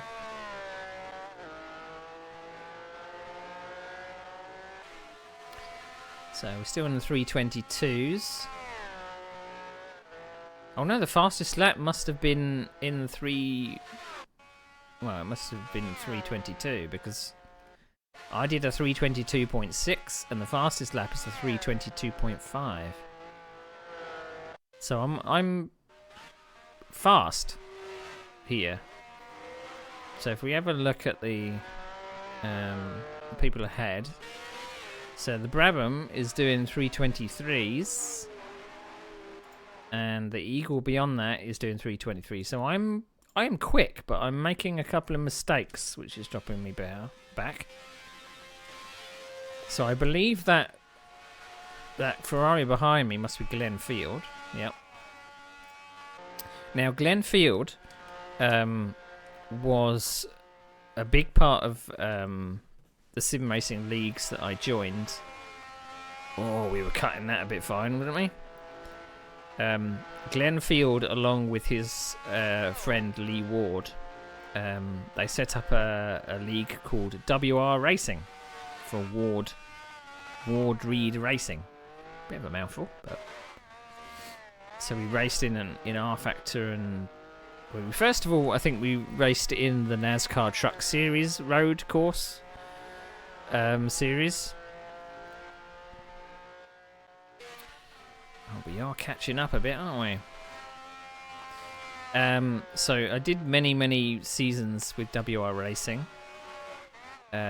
racing all kinds of weird and wonderful car and track combinations, because most of the screenshots that I've got in my highlight reel do come from WR Racing, because we raced some weird and wonderful track and car combinations,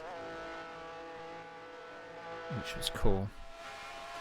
And I mean, some of the video highlights as well are of WR Racing races. It just looks like I'm making too many mistakes to catch back up. Right, lap 3 of 9. Oh, we were close there. We were very close.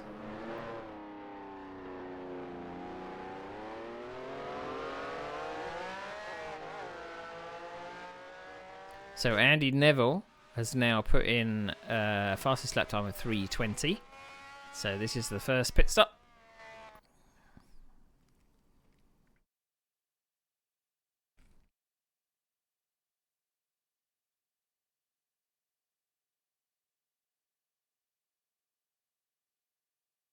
Now, I'm wondering whether there was, instead of using the token system, I think this is how they bopped the cars. It was pit stops, and you did a pit stop for, depending on what car you drove. So in a Ferrari, I'm going to have a slower pit stop than a Brabham. So I'm going to lose out through the pit stop cycle to John Ellis in front. But it might bring Andy Neville back towards us because he's going to have a pit stop which is a couple of seconds more. A few seconds maybe. I don't know what the pit stops were. But it's all starting to come back to me. Because to start with, I thought that the pit stops were for incidents or something, but it's for bop reasons. And I can't remember how long they actually kept this system. Because I remember that they brought the token system back, I think. Because I remember really trying to work out what car to drive for each round.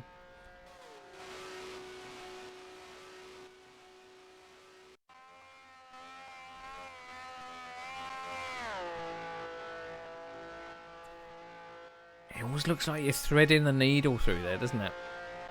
You really have to get your drift right going through the Master King. If you don't set the car up on the entry very well, you're probably heading to an accident.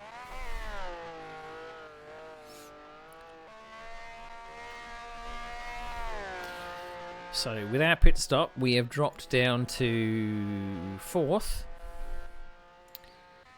So we were the first of the pit stops.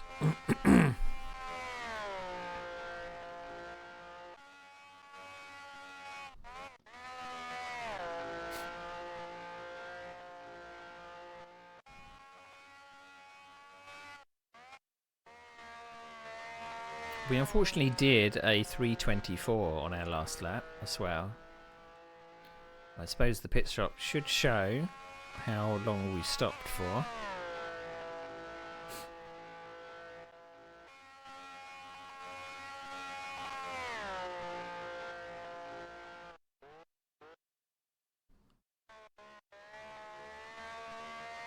But we are in a 4th place at the moment. I mean, we should come out in front of Glenn Field when he makes his pit stop. So the top 3 are pitting.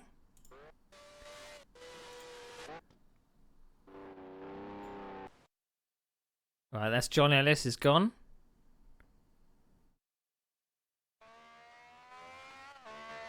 That's me. I've passed both of them in the pits, so we're up to 2nd place.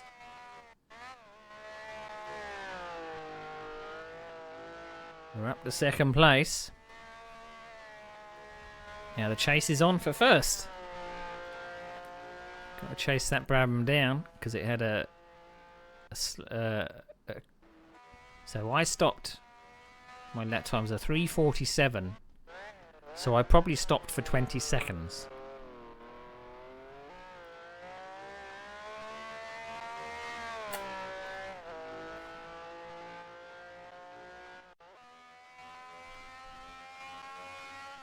Now, I do remember there being problems with the pit stop system because having to be able to time yourself. I'm just trying to think where I would have seen the time. Because of the lack of UI, whether or not I started a stopwatch or something,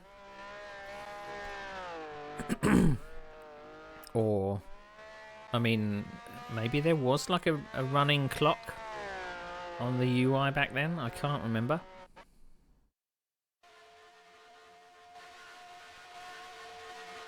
So you can hear that Brabham,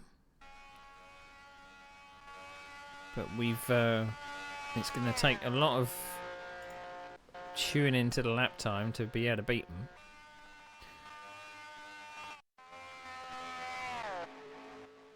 So there's the Brabham ahead.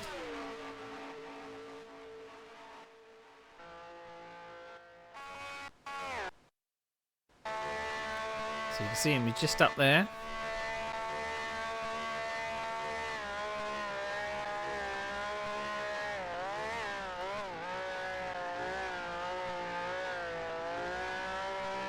So I don't see anyone in my mirror either. So it looks like Glenn Field might have dropped back a little. But Andy Neville, that might be Andy Neville behind me. But I do remember, as I was saying, there was problems with the pit stop system. And being able to accurately stop for a certain amount of time. Because there wasn't pit stops. So you had to judge it yourself. And I remember there being some penalties, whether I got caught with it or whether other drivers got caught with it. I remember there being times when people didn't stop for the right amount, and I can't remember how strict they were with it, whether or not they just added the time on to the total race time or not. I mean, if it was Formula 1, they would say, oh, you didn't stop for 1 second. 30-second penalty. Because Formula 1, you know. They love penalties.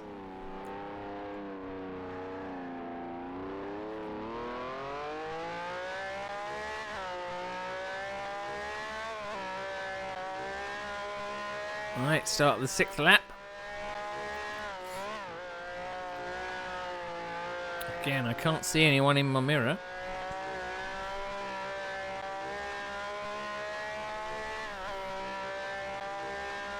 Well, I can see him just ahead. So that's why in the rules it said free car choice. So you can probably imagine that I'm taking the Ferrari the whole season.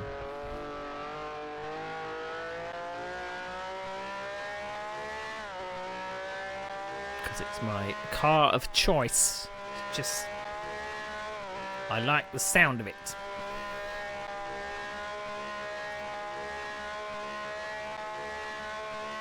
Didn't they have like a bright blue Ferrari at some point? I don't ever remember you being able to choose a certain colour or a certain. Because the Coopers would always come out. It would be random whether you had a red one or a green one or a blue one. I don't think they ever added the alternative Ferraris. I think there was a light blue one.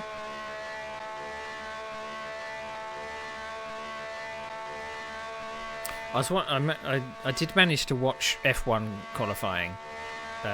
No spoilers. I managed to watch F1 qualifying, and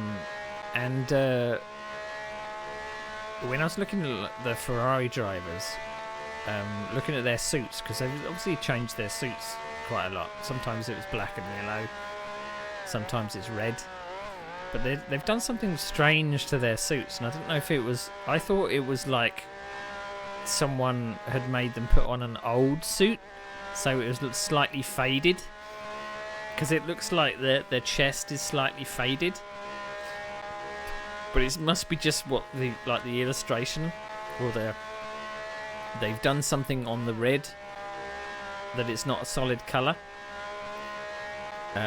maybe specifically for Las Vegas or something, but it seems a bit of a weird choice, because it does look like it's been left out in the sun. So it's a red suit that looks like it's it's faded out of its colour. It's very, very odd.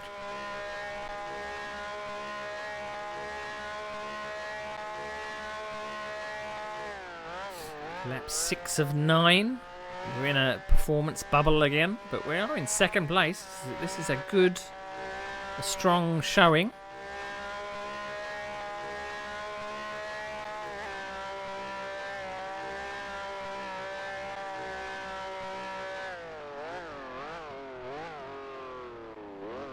don't know if we're going to catch John Ellis.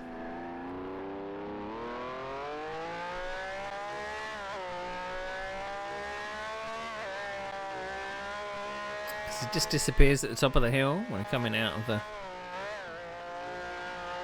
final corner there. Lap 7 of 9. I'm still not seeing anyone in my mirrors.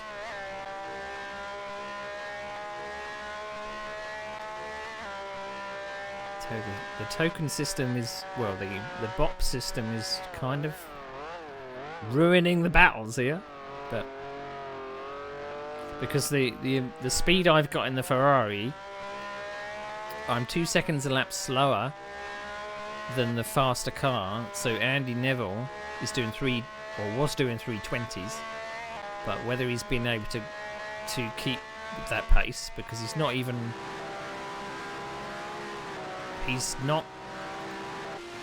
I reckon he's disconnected. Because Andy Neville is not there. Interesting. That's why there's no one in my mirror. Because he would have been breezing up to the back of me, taking 2 seconds a lap. Because he was in the lead for about 5 seconds or so.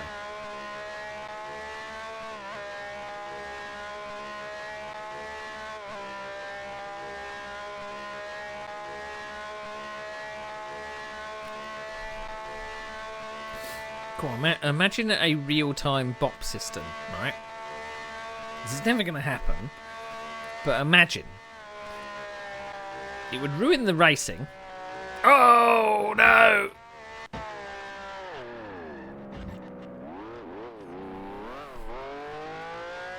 How did we get away with that? How did we get away with that? How did we get away with that? That looked like for sure we were going to chop off some tyres. But I got it completely wrong on entry and didn't quite get the exit right. And then suddenly, oh! But that looked like I was about to rip off tyres there. And I'm just thankful that I landed back on my wheels and clonked the Armco and off we go. And there's Glenfield.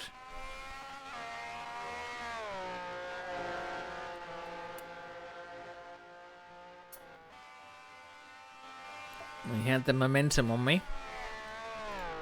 Oh, there's Andy Neville back. So we didn't disconnect. So we threw away second place there. With just 2 laps remaining. So 322s I was doing. Glenn is doing 322s. So we've got a battle on our hands to get second place back here. We might even lose third, because Andy Neville is catching. Oh dear.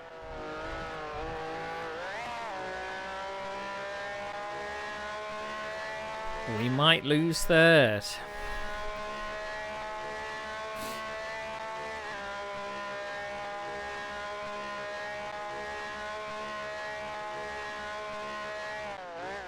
I think that was a brain fade on my part there. Oh, it's all going from bad to worse.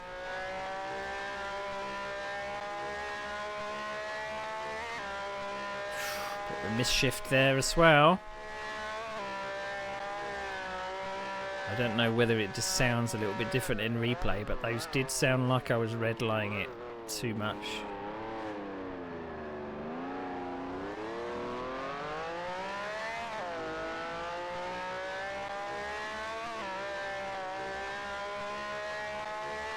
I lost 9 seconds from that. I had second place in the bag.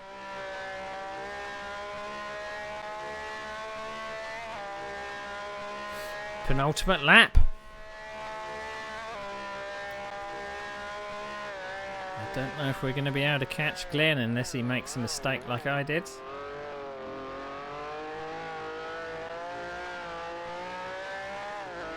Fun fact, Glenn Field actually gave me my first cockpit.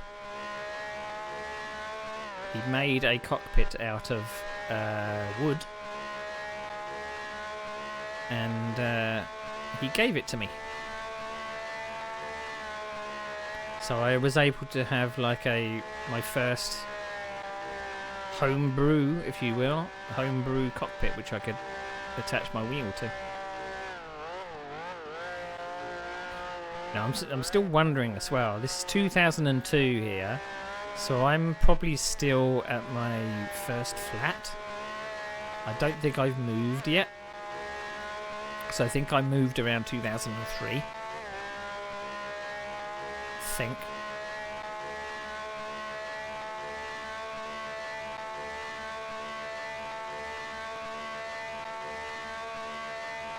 And I believe 2002 was my first trip to the Goodwood Festival of Speed.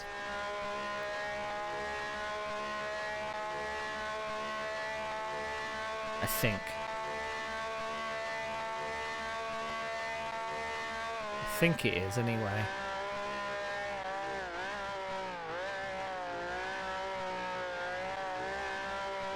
Because in 2002, Glenn Field was actually one of the organisers of what we called the Grand Prix Legends tent. So they were able to sort out with the Goodwood organisers to have a display tent that had a lot of simulators. In those days they were, you know, it wasn't really too advanced, I don't think. So I don't think they had like proper seats and stuff. I can't remember. And they had wheels without force feedback, I think. But you could drive the Grand Prix Legends cars up the Goodwood hill climb virtually. And it was a version of the Goodwood hill climb that was only used at the specifically used at the Festival of Speed. I'm sure it made it onto the internet at some point, but they technically weren't allowed to distribute it. And I remember trying to drive it, and it just felt so odd being on a different setup. So I was so used to my own, and I was crap.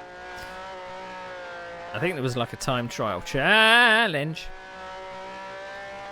So this is the last lap. I don't think we're going to catch Glenn. I don't know if I'm going to be caught by. So I did a 3:21 there. So that was my fastest lap of the race. I don't think we're going to be caught by Andy Neville unless we make a mistake. So third place might be what we get. So that's how I know Glenn. And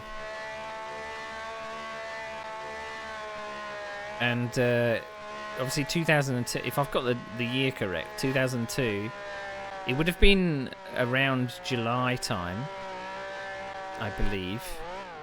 I think that's when they ran the Goodwood Festival Speed.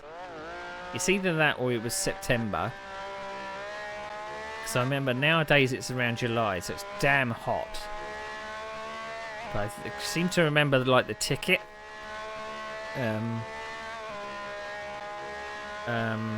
had September on it, maybe. And it was actually the first time that I think I met a lot of people from the sim racing community. So there was a lot of like famous drivers from that played Grand Prix Legends that came specifically from overseas to this particular festival for a meetup. So you had people like Andreas Wilk, who's quite famous in the Grand Prix Legends community. I think he came from Germany. You had I don't think Gregor Hutu was there. we had a lot of a big Dutch contingent. I can't remember any names offhand.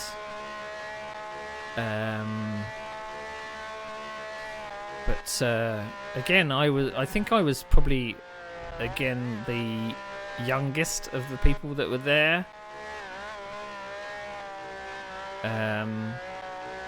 It just always seemed to be the way that I was always the youngest of the group. It was either that or I was just a baby face. I don't know. But I was always technically. I mean,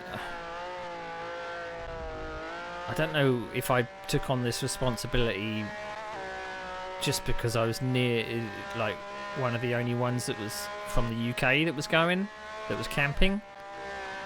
But I ended up booking the campsite, and I was the one that always organised it. So we had a good relationship in the end with the campsite owners.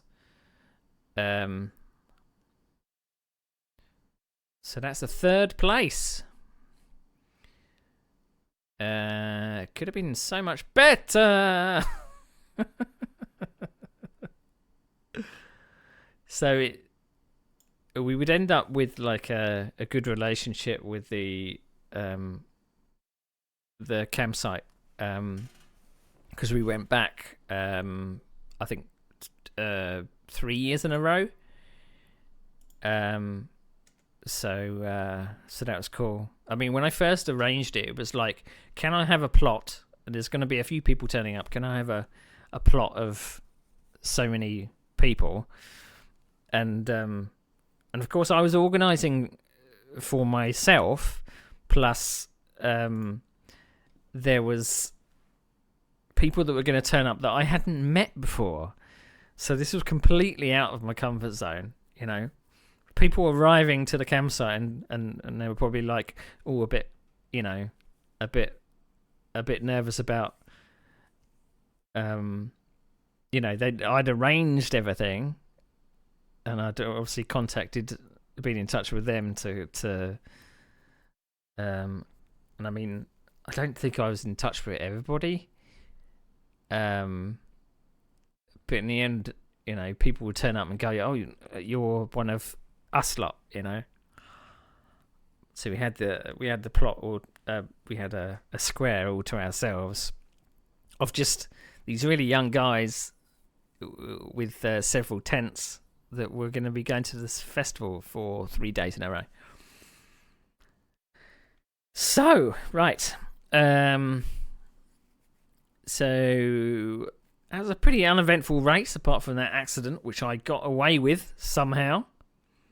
So John Ellis comes away with the win. I got a place penalty. So that third place, which I thought I was hanging on to, nope. So maybe I'm the first to get penalised for pit stop infringements. So we'll see. So looking at the race times as well. So I wonder whether they just add race time, because it looks like it's still the same. Maybe they just gave me like 20 seconds or something, or 10 seconds. But it looks like there's a lot of penalties. They're pulling no punches in season 6, are they?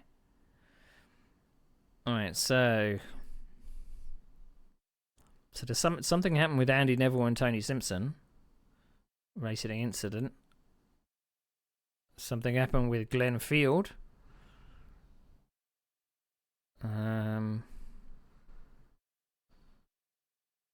Lots of incidents that I never even saw, because they're all further back. Improper pit stop. Took an 18-second pit stop instead of the required 20. Was ultimately third by 2.3 seconds.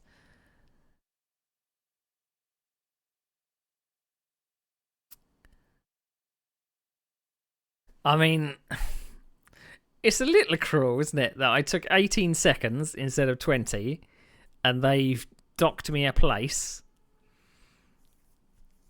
I gained 2 seconds, but they've added on more than.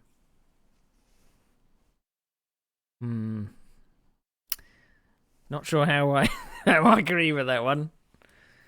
But they're pulling no punches with the penalties. They're being very, very strict. Very, very strict.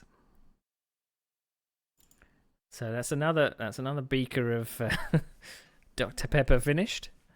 I think that will be my last for today. So, round 3. Round 3.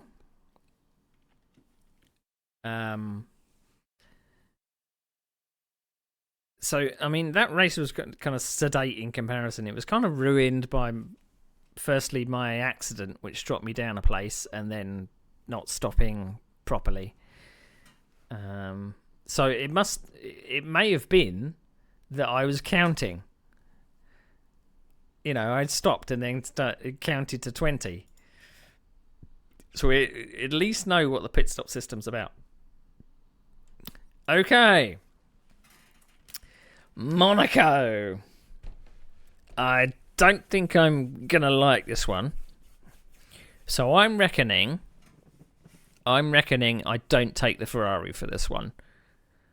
Because it's Monaco. I'm reckoning I take the Cooper.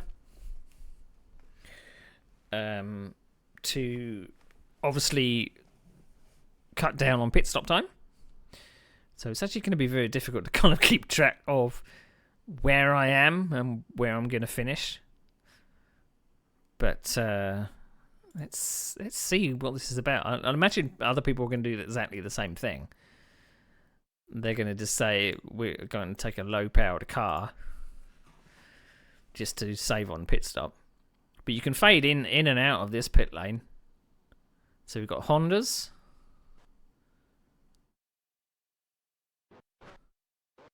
Right, that's me there. I'm in a Ferrari. Why did I take a Ferrari? Why? Why did you take a Ferrari? That was a bit dumb, wasn't it?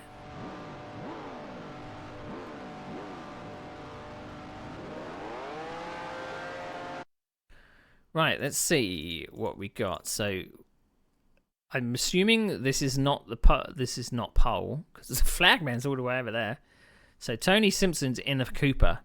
He's gonna run away with this with the pit stop time.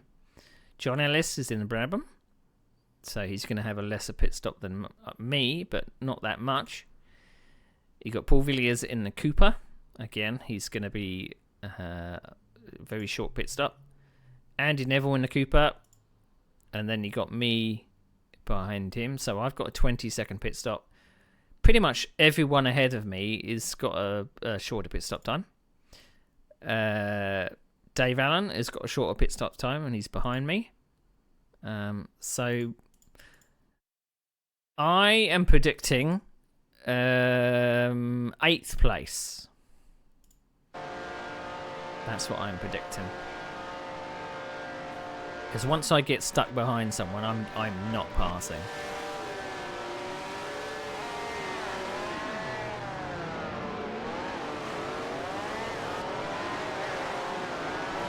I have a feeling I know what's going to happen here.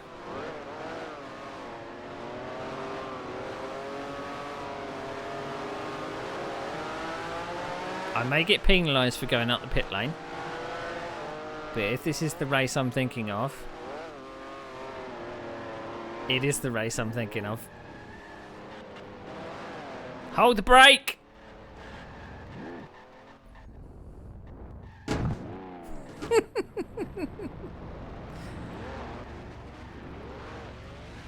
Yep.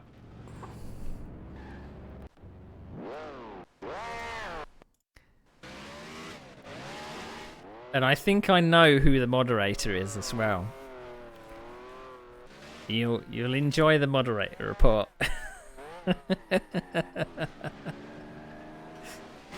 I won't. You will.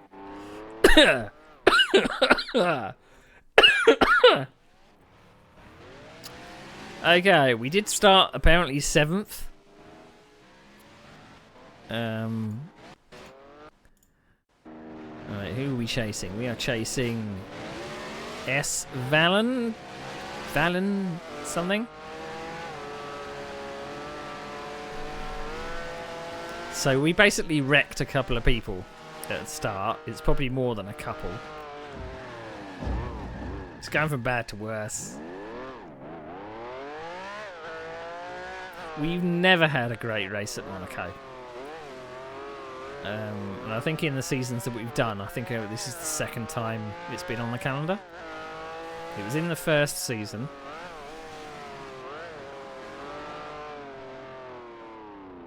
Actually, it may have been on the calendar twice.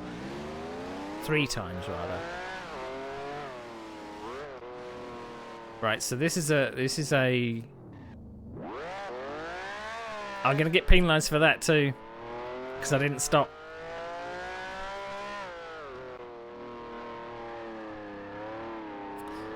That was a stop and go, because I caused that incident, but I didn't stop. The car was still rolling, so I'm going to get so many slaps on the wrist. Right, so my prediction of 8th. I'm 12th at the moment. I don't think it's really going to get much better, because I'm in the fastest car of at least the top 7 or 8, and I've got to sit 20 seconds in the pits. This is not looking good.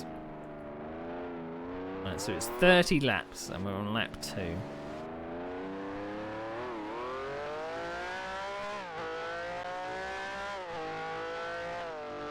So I'm thinking that the moderator is Paul Thurston. I think. Now, Paul Thurston is very intelligent chap. He was one of the people that worked out how to change engines or swap engines. He was one of the creators of the program Gem Plus. So now I'm stuck behind a BRM, and they're either not going to stop or they're going to stop for a couple of seconds. So the race is screwed.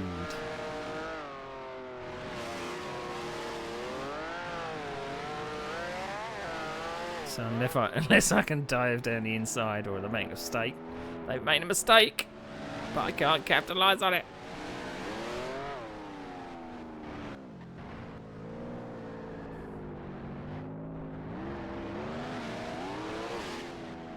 This is gonna be painful. Oh, they're all over the place.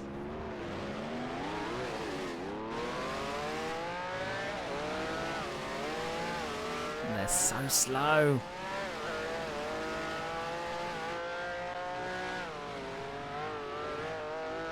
Now, I don't know whether that was lag involved there. I thought I may have just missed him.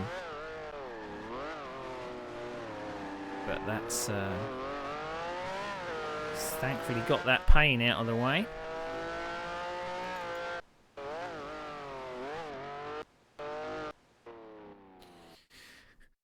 Oh, so with 11th place, this is going to be a long race.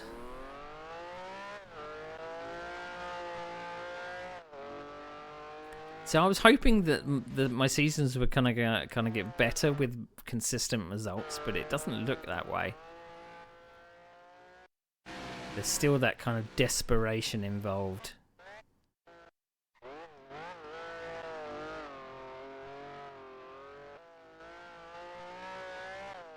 Showing my lack of experience. So, 11th place. Who have we got in front of us? So we're coming up to the hairpin. 10th place is all the way at the tunnel, so yeah, not gonna be good. But I can probably see there's going to be lots of red against my name on the moderator's report. I mean, why I wouldn't have taken the Cooper? It just doesn't make any sense. I mean, hindsight's the greatest thing. Maybe I didn't feel that my lap times were good enough in the Cooper. But why would you take a car which has got a really hefty pit stop penalty? I mean, maybe it was the hope that you would get out in front of everybody and just pull away. But it's not going to happen, is it?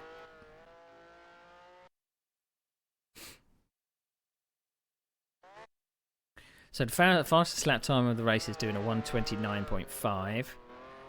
I'm doing a 1:30.7. And I mean, the person that did the fastest lap time is in a Brabham, so he's less pit stop time. So I obviously wasn't very good at strategic decisions back then. I'm still not really. I find it very difficult to work out strategy while I'm driving. But I mean, this was a decision before the race. What car do you want to be in, you know? I mean, I don't think... I mean... that was very close. The car decision was sometimes dictated by the token system or the pit stop system. And I'm just kind of trying to think whether I did actually take anything. I've only ever been in the Ferrari, Brabham or Cooper. I don't think I was ever in the Honda, the BRM or the Lotus. I don't think... Whoa, steady on there. Got that completely wrong.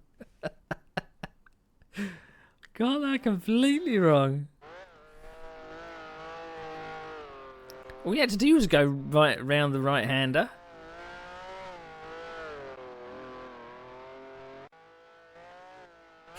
And another track that can kind of be pieced together over the years, because obviously the structure of it has stayed the same, is Monaco, because it's a course that's basically going around the roads, which have changed over the years in maybe the surface, the feeling of the surface perhaps. Maybe it's been smoothed out a little, but the buildings have not been changed. The surrounding buildings, you're always going to be going through those, but the tunnel and the swimming pool section, which is what we're coming up to now, that has changed over the years. The track width has changed, so I mean, this is why I always think that you can maybe grab the best version of a circuit in like the surrounding terrain. You can kind of pick and choose. So if you had like what I think is probably the best version of Monaco, which is either the Assetto Corsa version, which technically I think is probably a copy of the R Factor 2 version. So you've got all the buildings and everything, you've got all the surrounding environment, but all you're doing is going to be piecing together a jigsaw puzzle of where the track particularly changed. And I mean, I would love like someone to kind of go through and say, right, here's the 60s version, then here's the next layout, because there were so many kind of little changes I think they made to Monaco. And then in the 80s they just surrounded it with Armco. But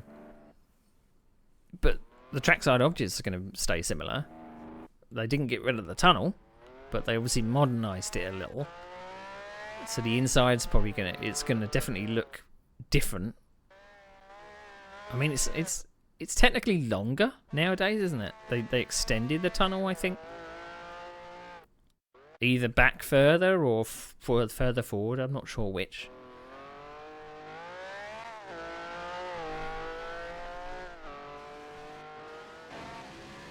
So lap 7 of 30. I can hear a BRM, but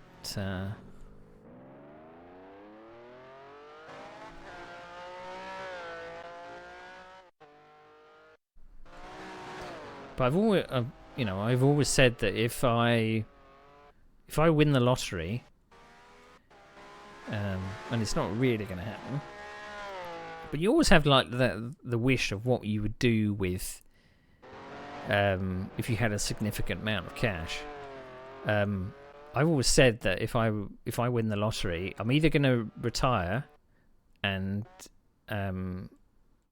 set up a. Well, it's kind of similar. I'm either going to retire and just live off the money, or I'm going to technically not retire, but not necessarily take a wage because I don't need to earn any because I'd have money for the rest of my life, but I would invest in making a sim racing company. I would try and group together all of the most talented people and make not the dream sim, but make my idea of what my dream sim would be. So it would be pooling together all of like everything throughout the eras, if you see what I mean. So it would be having tracks that were 60s, 70s, 80s, 90s.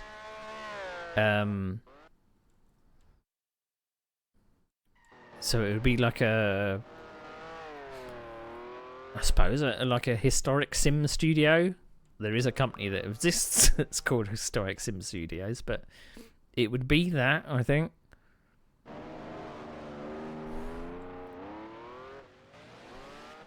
But again, even if I did have like a lottery win, how long would that money last if you're like pissing it up the wall with development costs? You know?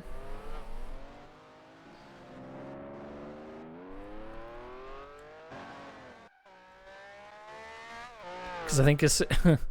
Ooh! I want to see that on board there. That was scary. So we can see a car ahead. You may have seen that it's span. Huh? We definitely see that it's span now.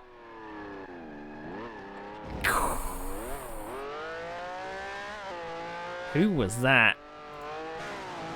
That was Mr. Simpson. That was scary. So he's going to pass us in the pit stops anyway. Because he's in a Cooper.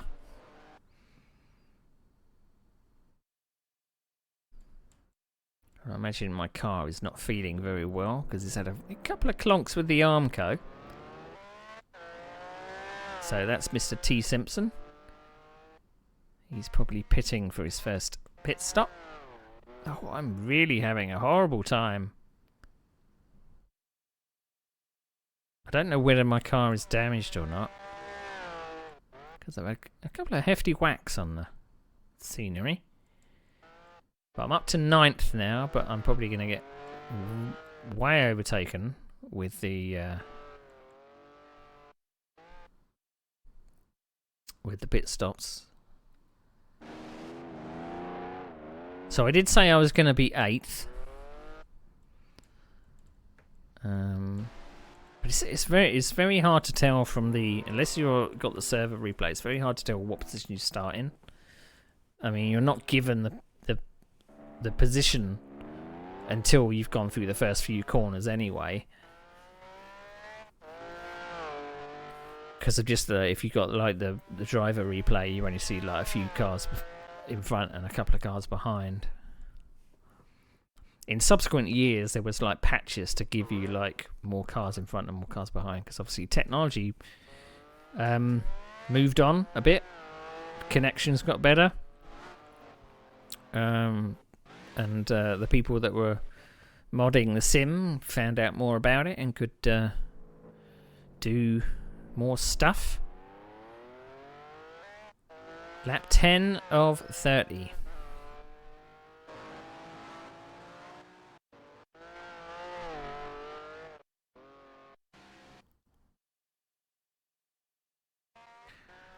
It's just an unfortunate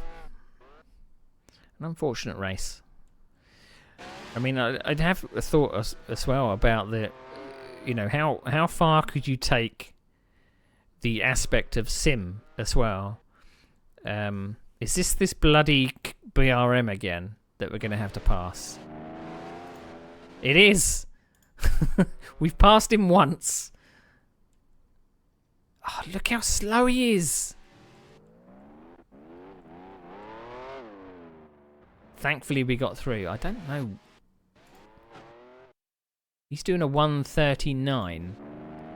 A 1:39?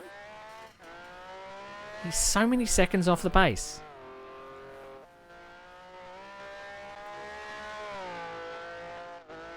And it's not a name that I'm familiar with that I've seen in any of the driver lists.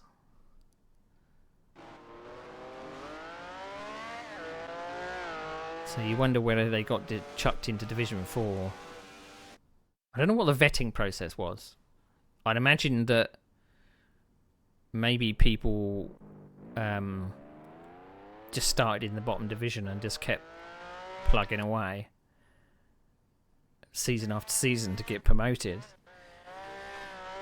Because nowadays, like what we do with Championship Motorsports, the admins ask you to do a full stint in race pace, just to see, you know, what category you get put into. I mean, that's good in some respects, but I reckon, you know, you could cheat the system in some respects. You could sandbag a lot. Not that you need to in that particular series that I'm in, because there's only 2 divisions. It's either amateur or pro. Because, I mean, you could just poodle around and then get put in the amateur class. But you'd get completely found out if you just blitz everyone in the race. But there's being like 5 divisions. What was UKGPL back then? Oh, and I clonk with a barrier. How you'd vet what someone's pace is. Although, you know, you had the ranking system, didn't you? So you could possibly ask or get shown.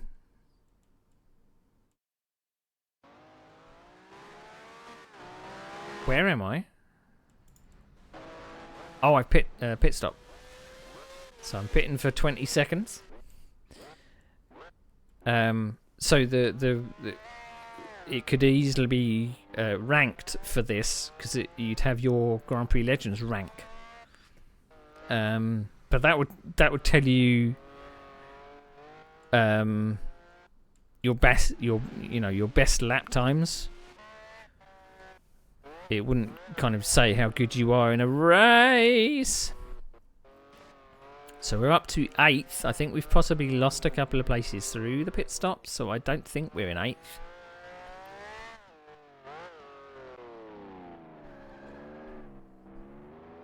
But is my prediction going to come true? Am I going to be 8th at the end? We're going to have to see. It's hard to tell who's stopped and who hasn't. That's what's so difficult about pit stop races.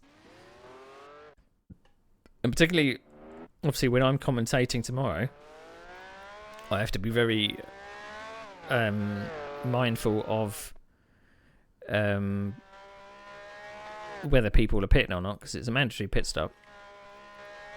But it doesn't help that the software doesn't always count that someone's pitted.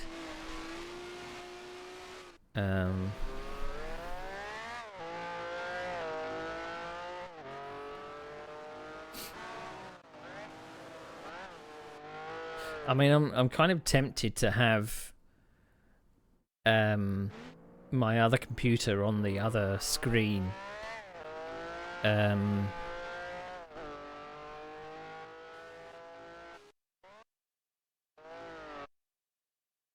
But there's so much kind of keep tabs off when you commentate on a sim race that I have like my ultra wide screen and have like standings and maps and footage and all that kind of stuff. And I think looking at like an extra, you're just gonna miss that someone's pitting. You really need someone else in the booth in your ear, kind of saying so and so is pitted, so and so is pitted, things like that. But we've got some upcoming races in the new year for Sim Racing Online. They've announced one so far, so they're doing an IndyCar road course league. I'm not going to be driving it because I'm not good enough in high downforce cars. I just don't enjoy them. So it's going to be broadcast by Sim Racing Online. I have volunteered and asked whether if because the broadcaster can't make every single race, I have asked that could I fill in to obviously make sure that every race is broadcast. So the ones that they don't turn up, I can do, but it's only 6 races, so I may just be filling in for maybe 1 or 2, but we'll see. I haven't actually bought the car,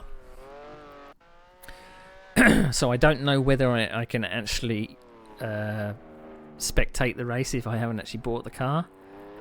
I'm not sure. I think I can. I think the minimum you need to spectate a race is actually just the track. You don't actually have to own the car. But it looks like quite an interesting.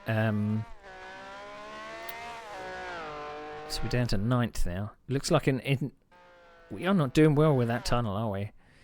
It looks like an interesting number of tracks as well. They are mostly American based, of course. So I think you've got like some of the standard IndyCar tracks like Portland and Road America.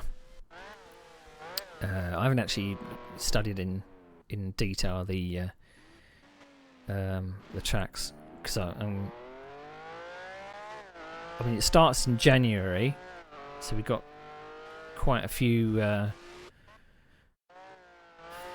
bit of time to set up the overlays and what have you, because I'm probably going to help out the broadcaster with that, because I believe there's going to be, you're really going to need to keep tabs on who's stopped and what tyres they go on, because there's red wall tyres and black wall tyres and they call what do they call them in IndyCar?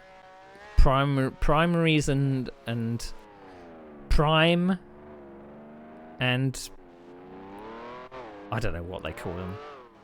They give them stupid names. They don't call them soft and hard tyres, I don't think. I mean, I do watch the IndyCar highlights on YouTube, and as I mean the American style of broadcasting motor racing is not really. Maybe it's improved a little, They kind of know what they're talking about, but it's the style of it which I don't get on with.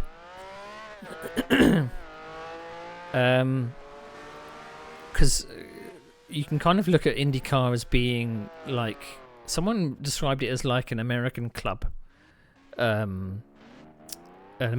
series, because it is basically just they're doing American tracks with American cars. It's not like a worldwide racing series like Formula One is. And I mean, IndyCar is always compared to Formula One, but they just don't. They don't compare, because they are completely different series. I mean, they are high downforce cars racing on, quite famous tracks, but it doesn't. I think it only goes out of the US to Canada. I think there's a couple of times it's actually gone to Europe. But it is a series which it's not a world racing championship. So, and I mean, this kind of bleeds into all of the way that they broadcast NASCAR and they broadcast American sports car racing. You can spot it a mile off that they are so they're so driven by their sponsors or driven by brand names, and I think this is just inherent in America. In general, that everything they mention is a brand. So it's like back in, let's say for example, it's kind of similar, but there explains it. So in America during COVID, they wouldn't say something like we've got a shortage of alcohol gel, right? Or hand gel, or something like that. They would say, oh, there's a shortage of Purell, which is the brand name of an alcohol rub, and it's the name dropping of brand names, which just seems to be inherent in America.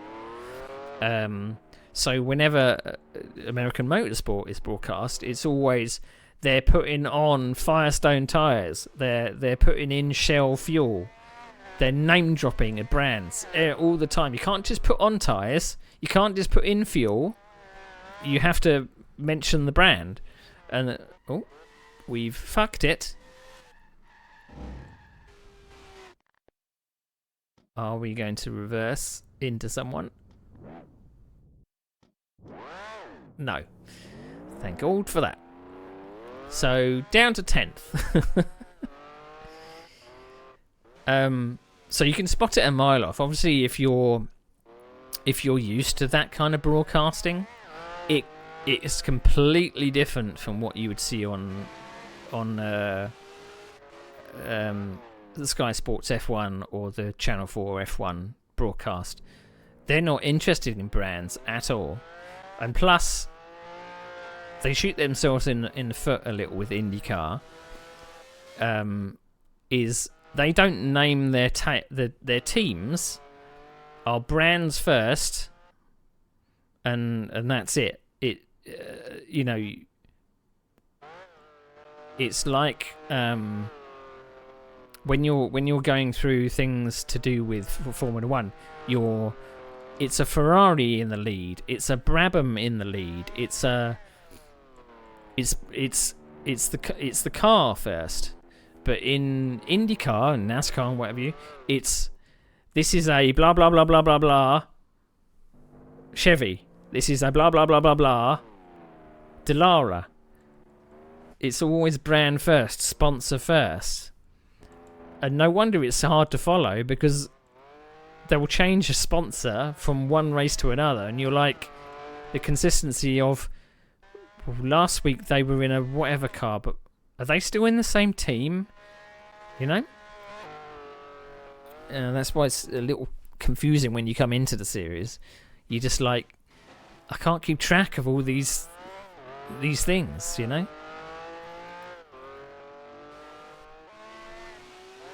I mean, I don't think it was as bad in the 90s. Because I think, particularly when I was looking at IndyCar in the night, it was 93 when Nigel Mansell went over there.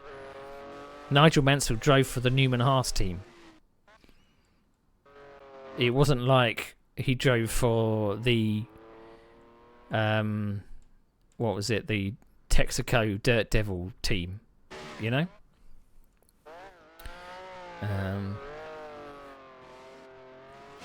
But I suppose Americans are used to that kind of the way of describing motorsport. To a Brit or to a European person, maybe it's a bit yucky, a bit too corporate, a bit too kind of suck up to the brand names and stuff like that. And I mean, they do it even worse with it.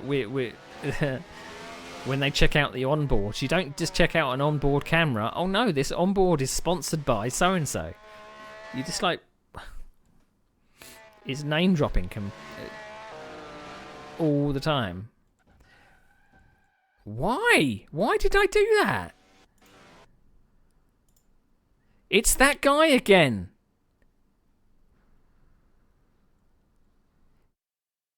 His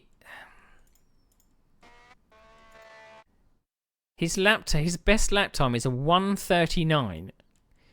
My best lap time is a 1:30. He is 9 seconds off my pace. I'm reckoning this is probably a miscommunication.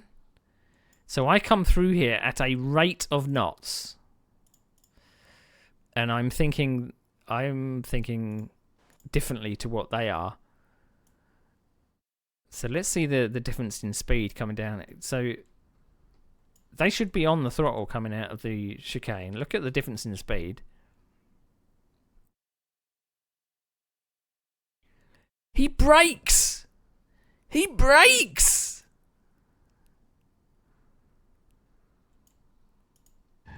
He brakes!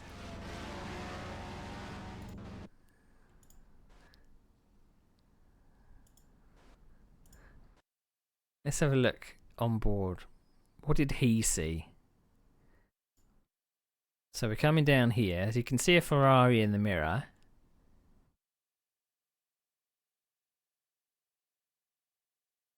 Why would you brake?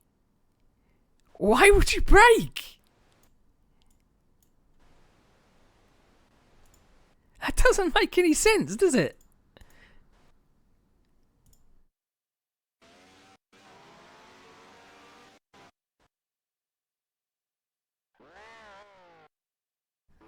I think there's going to be some harsh words said about that guy in the moderate report. I mean, I wasn't lapping them. That is for position.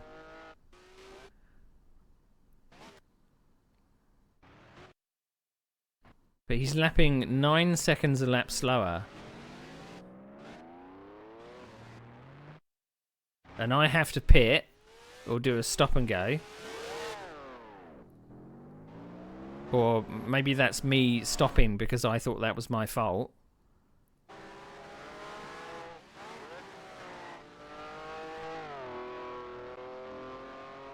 But looking at that I don't think that was my fault.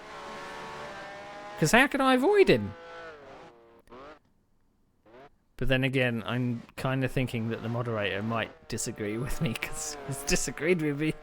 No matter what moderator it's been. I'm flabbergasted. Right, so Andy Straw is third. So that guy in front of me is not for position.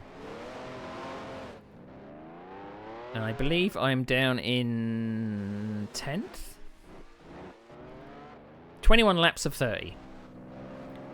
This race is a disaster. And I believe that the guy behind, John Ellis, that's 4th. So that's about to be lapped. 4th place is lapping me.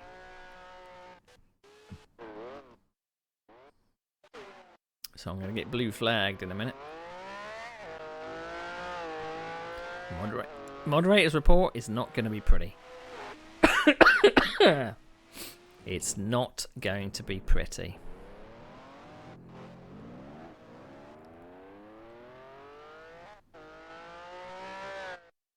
I mean, I probably did a stop and go.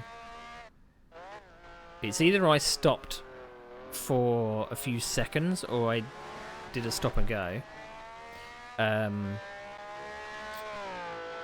Because either I thought I was at fault for that at the time, or I did a stop and go because I shift hard. I had no choice, I had 3 wheels.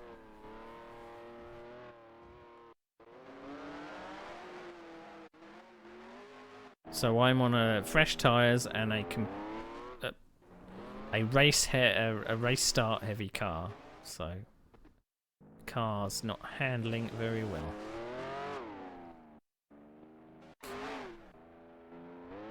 Yeah, I think I'm gonna have to close the window vents because I can. Do you know how you can smell fresh air? Or you can smell a draft. I'm smelling that right now. I think that I'm gonna have to close up all the vents, even though it means that the flat's gonna be a bit stale. But I'm definitely. I want insulation. Because this, I'm thankfully now I'm in this flat. I'm thankful that I'm not at my other place, because that would be freezing. I remember the temperature went down to something like 8 degrees, or maybe even less, and it was inside the flat, and the flat was just too expensive to heat. You couldn't. I mean, you could try and put some heating on, but it would just lose heat. And it had, you know, the EPC rating, so the efficiency rating of a property. It was the lowest. So I think it was F, or unclassified. I don't think this flat is much better, to be honest. It does have advantages of it's much more modern, and it has double glazing.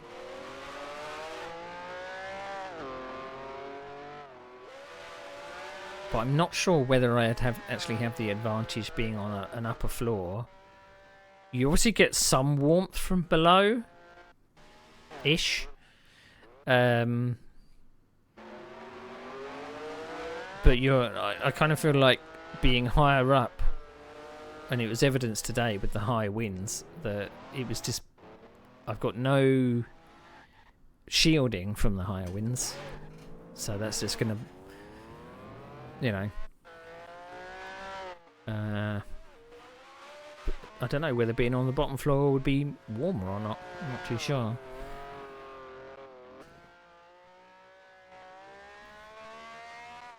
But I mean, when you feel the walls and things, it's cold. It's always going to be cold. You're never going to feel heat when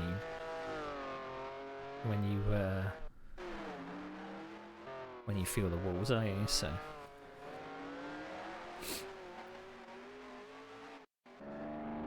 you do wonder how insulated it is.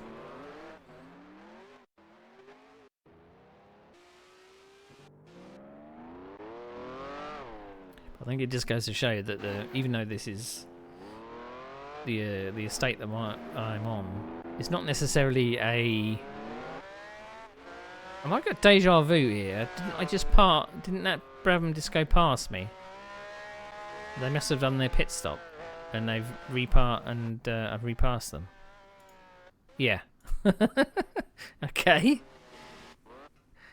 Getting deja vu. So yeah, I think winter's going to be a lot better this year.